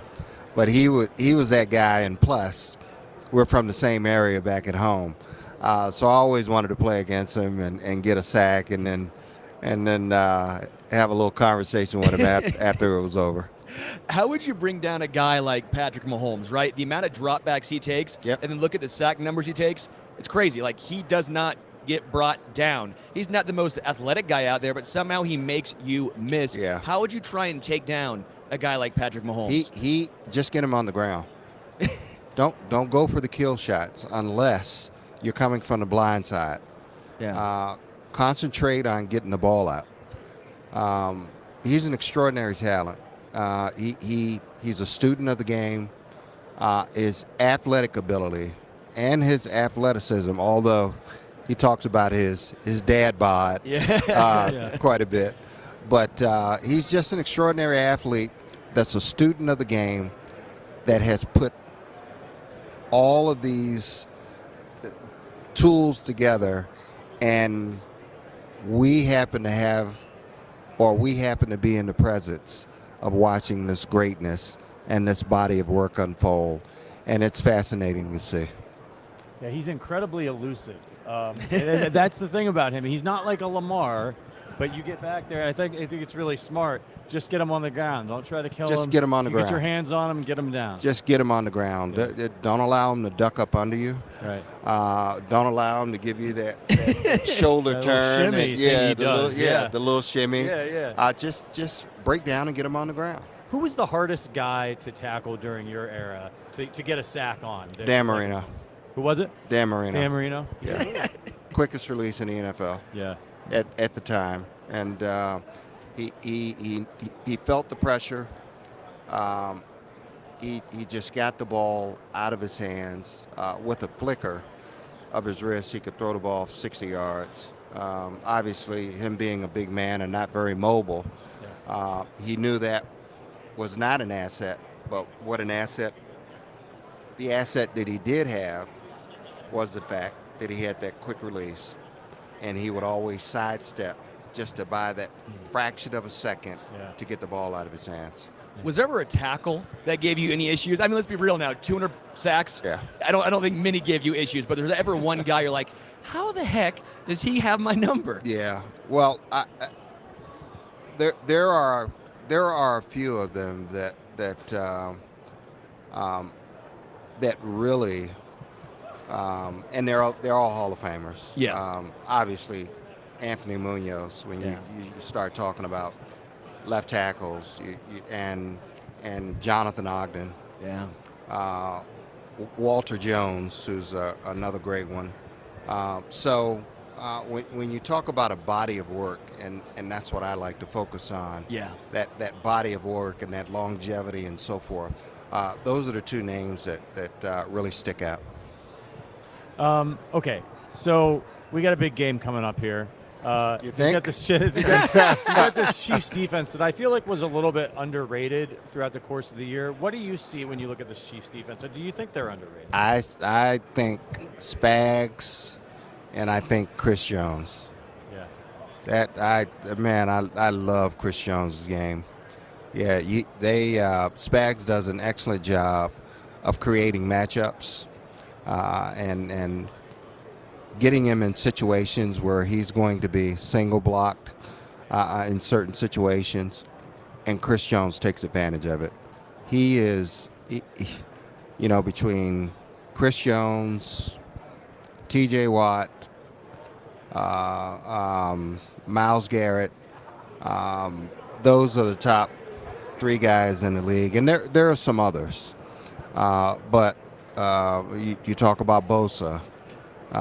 But I like that damn Chris Jones. We like Chris Jones too. Yeah. As you can see, we love Chris Jones over here. Yeah. When it comes to some of the rule changes happening in the NFL, they're making it. I don't like them. Yeah, I was gonna say. I don't like them. How would that have affected your game? Obviously, you play the 80s, the 90s, a much more physical era. But now you can hardly touch the quarterback, and it's a flag. How much added pressure does that put on a pass rusher? Well, we cannot be so consumed by making a mistake and hitting the quarterback under those current rules and those current circumstances. You just got to do your job. We understand the two-step rule. We understand you can't hit the quarterback above the neck. Yeah. You can't hit him below the knees. Yep. Or below the waist. Yep. You got about a foot right here. You're trying to swat the ball and you accidentally hit him in the helmet. You're getting a personal foul. Right. You get to him clean, but you fall on top of him. Right. You're going to get a flag. Or you pushed into him by the offensive line. Yeah, you got to these big guys coming 300 pounds are trying to twist themselves in midair to not let their. It just doesn't seem fair to me. Yeah. Well, life isn't fair. Number one. That's for sure. Number two, this is a offensive-minded game. The league wants to see points scored, and they want to protect their princes. And the princes are the quarterbacks. They do not want you sidelining.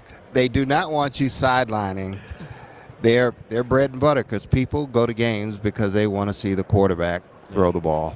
The NFL would be terrified of you today. The NFL would be sitting here, okay, we have to do something. We can't let Bruce keep doing this. Yeah, well, between myself and Reggie White, they would be terrified. So we got to let you go, but who do you got on Sunday? You got a final score prediction for us? Man, I can never count Patrick out. He's just that good. And I can't count Travis Kelce out, Spags. So I can't make a prediction. Having said that, if the 49ers don't contain Travis Kelce, they're going to lose. Having said that, if they have a great game plan and they can limit Kelce to making a number of big plays, if they can limit that, I think the 49ers are going to come out on top because of all of the weapons that they have on offense. Sure do. And if those pass rushers on the 49ers start getting to, because that's how you beat. That's how you're going to beat them. If the 49ers pass rush get to Patrick Mahomes, it'll be the 49ers. It's going to be a fascinating game. M&M's, M&Ms. the historic, the Hall of The Famer. legendary Peanut butter Bruce M&Ms. Smith. These are my favorite. I already had Peanut butter M&Ms. This was my The best breakfast one. today, Bruce. This is mine my too. breakfast. Yeah. M&M's almost champion Super Bowl 58 campaign. Make sure to check out more at the website mms.com/Super Bowl to see the ad. Look at that right there. Yeah. Look at you guys. It's pretty cool. And Boom. you actually, if you go on the website, they have a competition where you can win one of these sweatsuits. Oh, that's awesome. I love a champion. If you want to win one of those sweatsuits, you know where to go. Yeah. Awesome. Bruce, it's been an honor to talk to you. Hey, Thank you for the thanks, insight. man. Yeah. Appreciate All it. right. M&M's, Hall of Famer legend, Bruce Smith. These are actually phenomenal. I'm not kidding. Yeah, These I'm are gonna really I'm good. going to crack some open right now. I gotta be honest with you, Sterling. We've gotten to interview so many incredible people here. It's hard to get starstruck just because you're just like person after pro. It's Dan Marino. It's this person. That was that was surreal. Getting to interview Bruce Smith, man. I'm just like beside myself right now. I feel a little bit like I did when I got to interview Joe. This is a guy I grew up watching, you know? Yeah, it's literally unreal. I mean, let's be real now. There's a reason why he is the all-time sack leader. Now 100, now 150, 200. I mean, it's actually absurd, and I do think it'd be something where Goodell would be terrified. I mean, imagine Goodell just seeing, okay, we're trying to protect our quarterbacks, and this guy has gotten here 200 times. He's unbelievable. I mean, go back and watch the clips. If you were a younger person of Bruce, I mean, and it was so cool to hear him talk about Derek Thomas. You know, and the fact that they were friends, and hearing that guy talk about what could have been with Derek Thomas. Yeah. You know, if he was able to finish his career on his terms. No, it's the glowing reviews from past legends in regards to Derek Thomas really puts into perspective what he meant, not just to Kansas City, but to the NFL as a whole. And again, not just the NFL, the legendary players of the NFL, right? Yeah. Yeah, I mean, hearing these legends talk about a guy like that, you know, he's near and dear to our heart. And, you know, he wore 58. It's Super Bowl 58. Wouldn't it be cool if the Chiefs could take it home for DT, you know, and for Marty, the late, great Marty Schottenheimer? It would be fantastic. KCDC. What, do I look tired, KCDC? Is that what you're saying to me? Because I am. Oh, we're at 600 right now in donations, guys. Yeah, we got to stop. We got to stop Wait, talking is that about true? this. Is that true, Richard? Are we at 600 donations? That was according to Flapjack City. Is he being true or is he being facetious? 585. 585. Everyone, we are at 585. We are getting close, but we need your support. Okay, Michael Pittman Jr. This is coming. outrageous. I was about to do something very outrageous, but I didn't do it. We'll have to ask him to throw some money down. Okay. Hey, how's it going? Patrick. How you doing? How's it going, fellas? All right. There's Michael joins Doing us. well. We're at the Super Bowl right now. Yeah. We're on Radio Yeah. Row. We're having a great time. Let's go. How are you doing? Good, good. So I'm actually here on behalf of He Gets Us, which is a faith-based company that is bringing people closer to Jesus, and they actually have a Super Bowl ad that's going to be playing in the first quarter. It's pretty cool, actually. So. Awesome. I think I've seen some of these commercials during NFL games before. Yeah, absolutely. Well, awesome, man. Thank you for joining us. We really appreciate it. I would like, I don't get this.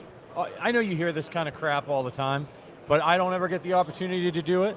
You took my fantasy team to the Super Bowl this year. I didn't get it done, but I just wanted to thank you for all you did for my team, Chase Jam. Jamar Chase also chatted with him earlier. You were fantastic this year. Thank you. You know, that's something that I kind of take pride in too, just like because like I actually like hearing people say that because like no one wants to hear like, oh yeah, like oh yeah, like just like you sucked like this year, like you like killed my team. So, Right. So like it's really good like hearing the opposite of that. So thank you. Oh, you were so consistent all year Thank you. long. What do you think went into that? Obviously, you had the quarterback stuff going on. You had a change. You got Gardner Minshew coming in. How did you maintain your level of consistency throughout the season? Yeah, I mean it's really a team thing. I feel like Shane had confidence like in me week in and week out. It didn't matter like who it was or like just like what team or like what defense.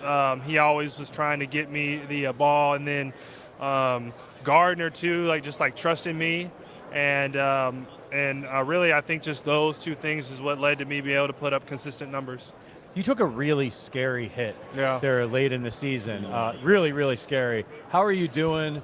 Do you remember that whole thing? I mean, it's a dangerous game, we know, but you never want to see somebody take something like that. Yeah, so I've watched it a bunch and I remember it, but it's weird because it almost feels like an out-of-body experience now because I've seen it like so many times. So I'm like, do I remember it or have I just seen it a bunch?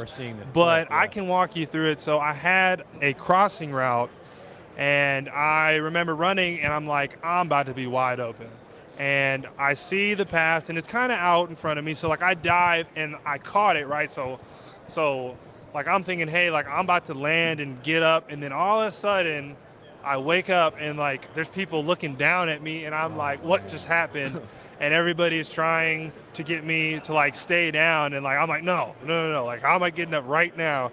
Yeah. And then that's just when I walked out the field, and then then the game like kept going. So yeah, and you recovered okay. You're feeling good. Yeah, absolutely. Yeah, well that's good. I know you're really popular with those game day vlogs as well. How did that start? What was the idea behind this? So it was my wife's idea back in college, and it's funny because I never thought people would actually be interested in seeing what we just do, like our day-to-day life, because like I just think like I'm not that interesting. Like just like who wants to watch me do my daily stuff, right? and we posted a couple videos and it just caught fire, and then it led us into my NFL career. And lately we haven't been like as consistent because we actually have 2 kids now and we have a farm. So we're pretty much busy between football, kids, and farming. There's not a lot of extra time to make videos anymore. Animal farm? Yes. Corn? So we farm. So we're going to farm hay, but we have cows and we have horses. We got goats. We have lots of chickens. And we have in alpaca, and we just hatched our first emu 2 days ago. All right, let's move that farm to Kansas City, and you open up a petting zoo. Yeah. How old are your kids? So my daughter is 2, and my son is 8 months old. You got an Okay, so my wife is 6 months pregnant. Yeah. I'm 40 years old. We're having our first baby boy. You have any advice for me? Because in in a few months here, I'm going to be in the thick of it. I would just 2 things. There's this crib thing. I'm trying to remember what it's called. Like it like rocks your baby to sleep. It's snoo. It's the snoo. Snoo. So you gotta get that, and then just be ready for when your kids pick your wife over you in every situation. Sometimes it kind of hurts, because like it's like come here, like it's like no, like, and like I'm like all right, fine, you know what I'm saying? Like, So just like be ready like for those. You can't blame them though. Oh right? yeah, It's mom. Yeah, right? yeah. No, like she is much better than me, and she like looks a lot better too. Like so, like they're probably looking at me and looking at her. They're probably like, yeah, like I'll go with her. She's got the free food too. So, you know what I mean? What good are we? We're the diaper changers, right? Exactly. I'm excited. I appreciate the advice. Where's your excitement level heading into next season? You saw a taste. You got a little taste of Anthony Richardson and what he brings to the table. Mm-hmm. Now you're going to have a full season with him. What are expectations? What are you looking forward to playing with a guy who's as dynamic as Anthony Richardson? Yeah, I mean, you just see what he can do. Like, there's not anything that he can't do. And I really think early on, the strongest part of his game is going to be the RPO game, because Shane really dials that up. And it's just with him, Jonathan, and all of our pass catchers, I mean, like, it's just going to be like hard to stop. And one facet like of his game that we didn't necessarily get to see because he got hurt week 3 is his ability to extend plays and make those downfield throws. So once we really get into that, I mean, because he can throw off his back foot like 70 yards. So as soon as he starts running like left and right, like I'm going straight deep, and I expect to have a lot of yards like just off of like scramble drill. So you guys have a really, like, I think a kind of loaded offense emerging. I mean, you know, you had some injuries this year, obviously with the quarterback, Jonathan Taylor, but I mean, he's an explosive, scary back. Absolutely. They've got you, of course. You guys got some young tight ends coming along. Do you guys think you're going to take the leap next year?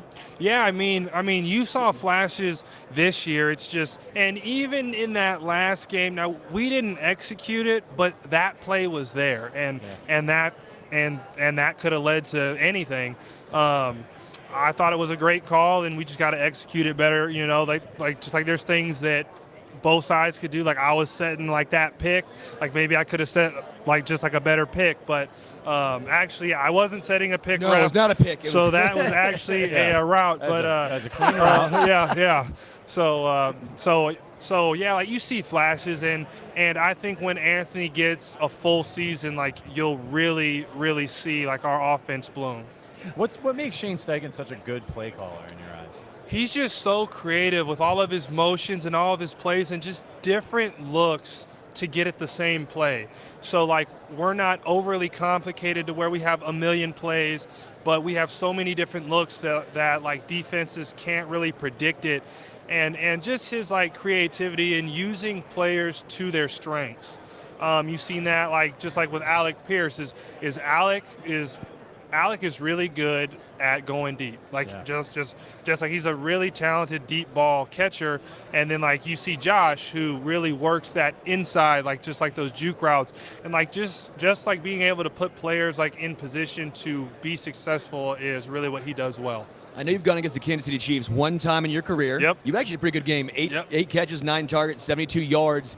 Obviously, that was in 2022. Yes. So a few different faces here, but obviously some of the same guys here. As they play in this Super Bowl, what are the challenges going up against those guys? And obviously Steve Spagnuolo, who's a little bit of a mad scientist back there as well as a DC. Yeah, I mean, the Chiefs or the Chiefs as a whole, like just like obviously like you think of the Chiefs, like you think Pat, right? You think Pat, like you think Travis. So those are really, to me, the two driving factors.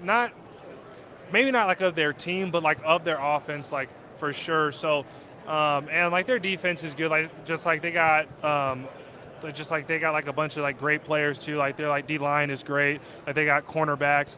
But I mean it's like a heavyweight matchup, you know, just like the 49ers are stacked too. And you also had a good game against the 49ers the one time you played them. Do you know your line? Yeah. All I remember that it was the bomb cyclone and it was 100 and something yards. 105 yards and a touchdown.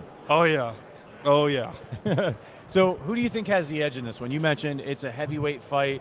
49ers have playmakers all over the offense. Chiefs have a really good defense. They got Mahomes, they got Andy Reid and Kelsey. Yeah. Who's got the edge for you?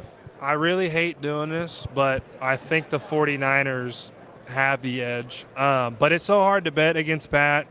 Pat's such a great quarterback, and he can do so many things. But if I had to give someone the edge, like on paper, the 49ers, I think, are the most complete team. Okay. When you were growing up, who were the wide receivers that you looked up to? Is there anybody you modeled your game after? So growing up, I actually thought I was going to play defense. So I used to be Brian Dawkins, Ray Lewis, Ed Reed, like just like those type of guys. And then when I got a little bit older, Patrick Peterson, Tyrann Matthews, I wanted to go to LSU so bad. I mean, I was heartbroken, like just like when like they didn't even offer me. Yeah. So yeah. Okay. Well, why did you want to be a defensive player so bad? What made the change to wide receiver? So the change was actually made by my USC coaches. So they told me that I could play both ways. And then when I got there, like they're like psych, just like we lied to you to like get you here. And then I played receiver because that was before the whole transfer portal thing. So like if you wanted to transfer, you're gonna sit a year. Yeah. So like I was like, well, let me just see what it's about. And I'm telling you, for the first month, I felt so terrible. I'm like in a room full of like legit wideouts, like Juju, Deontay Burnett, Steven Mitchell. I came in with like Tyler Vaughns and a bunch of other wideouts like who like were polished. And I felt so trash, like just like in that room with them. Yeah. But then I got better and better and better and worked harder and harder, and it all worked out. Yeah, I mean, who wants to play defense? You want to? I don't know, man. I'm team wide receiver, catch the touchdowns, baby. Yeah. Just like at that point, like in my football career, like I just felt like the best part of my game was like knocking people down. So yeah. Now your dad played in the NFL. Mm-hmm. How did he won a Super Bowl with the Bucks? Yeah. How did his experience help you in your career? Yeah. So it's funny because growing up like in a football family, because I was born into his NFL days, like. I thought everybody's dad played like in the NFL, right? So, so like I didn't really appreciate the fact that he played 11 years until I got into like high school, when I really started to figure out, hey, like football is hard, like not everybody makes it, right? Yeah. And like right then and there, like I was like, wow, like this dude is pretty cool, and just having his guidance throughout high school leading all the way up until now still, because I've never gone through this free agency thing and he's done it a couple times, so just being able to lean on him, he's helped me tremendously, and I can't thank him enough for what he's done for me. Super serious question here. As a man with a mustache to another dude with a mustache, Gardner Minshew, what is he actually like? Because he has this whole persona of like wild Florida man. Like if he wrestled a gator, I would not be surprised. Is that really how he is, or is he more reserved? He is a combination of that, but something that may not be portrayed as much. He's very intelligent. He's a very intelligent guy. He's a very strong thinker, and like he's as cool as they come, right? I mean, he's doing sun yoga before practice. I mean, he's walking around like with his shirt off, So like he's like a cool guy, and he does a lot of things, but he's always fired up. Yeah. You just described me in my normal day, just like doing yoga, shirt off. There you go, just vibing, baby. We know you got to get out of here, so tell us one more time about He Gets It and the work that you're doing with them. Yes, so He Gets Us is a faith-based organization that's bringing people closer to Jesus, and basically what I'm here for is just sharing my own personal experience with people, and just trying to shine a light on how Jesus has like affected me and kind of changed my life and my like whole like football journey. So they're like doing like a couple of great things, and they actually have a Super Bowl ad that's going to play in the first quarter, and then they also have another one that's going to play later on. So be on the lookout for that. It is a pretty good one. All right, be on the lookout for that. Michael Pittman Jr., that fantasy team I told you about is Keeper League. So keep me for sure. Keep me for sure. I appreciate that. Yeah. Hey, thanks, man. Thank you, guys. Take it easy. Also, He Gets Us is going to be doing an amazing community event just off the Strip, serving nearly 1,000 of Las Vegas's most vulnerable population on Saturday. So really cool event they're doing, giving back and helping the community. Patrick, this is fun, baby. We did it, man. We did it. All right, what are we at? Before we wrap, what number are we at? We're almost at $700, people. Well, Flapjack City, dude, you're the GOAT. Just dropped $100. I'm saved by the bell here. It's not. Because this is the end of the show. No. We need another day. We still have one more day down here. Yeah, so we still have a chance to make the $1,000, dude. Are we doing Arrowhead Addict tomorrow? We are, dude. So, son of a bitch. Everyone, come here. Bring that camera to me.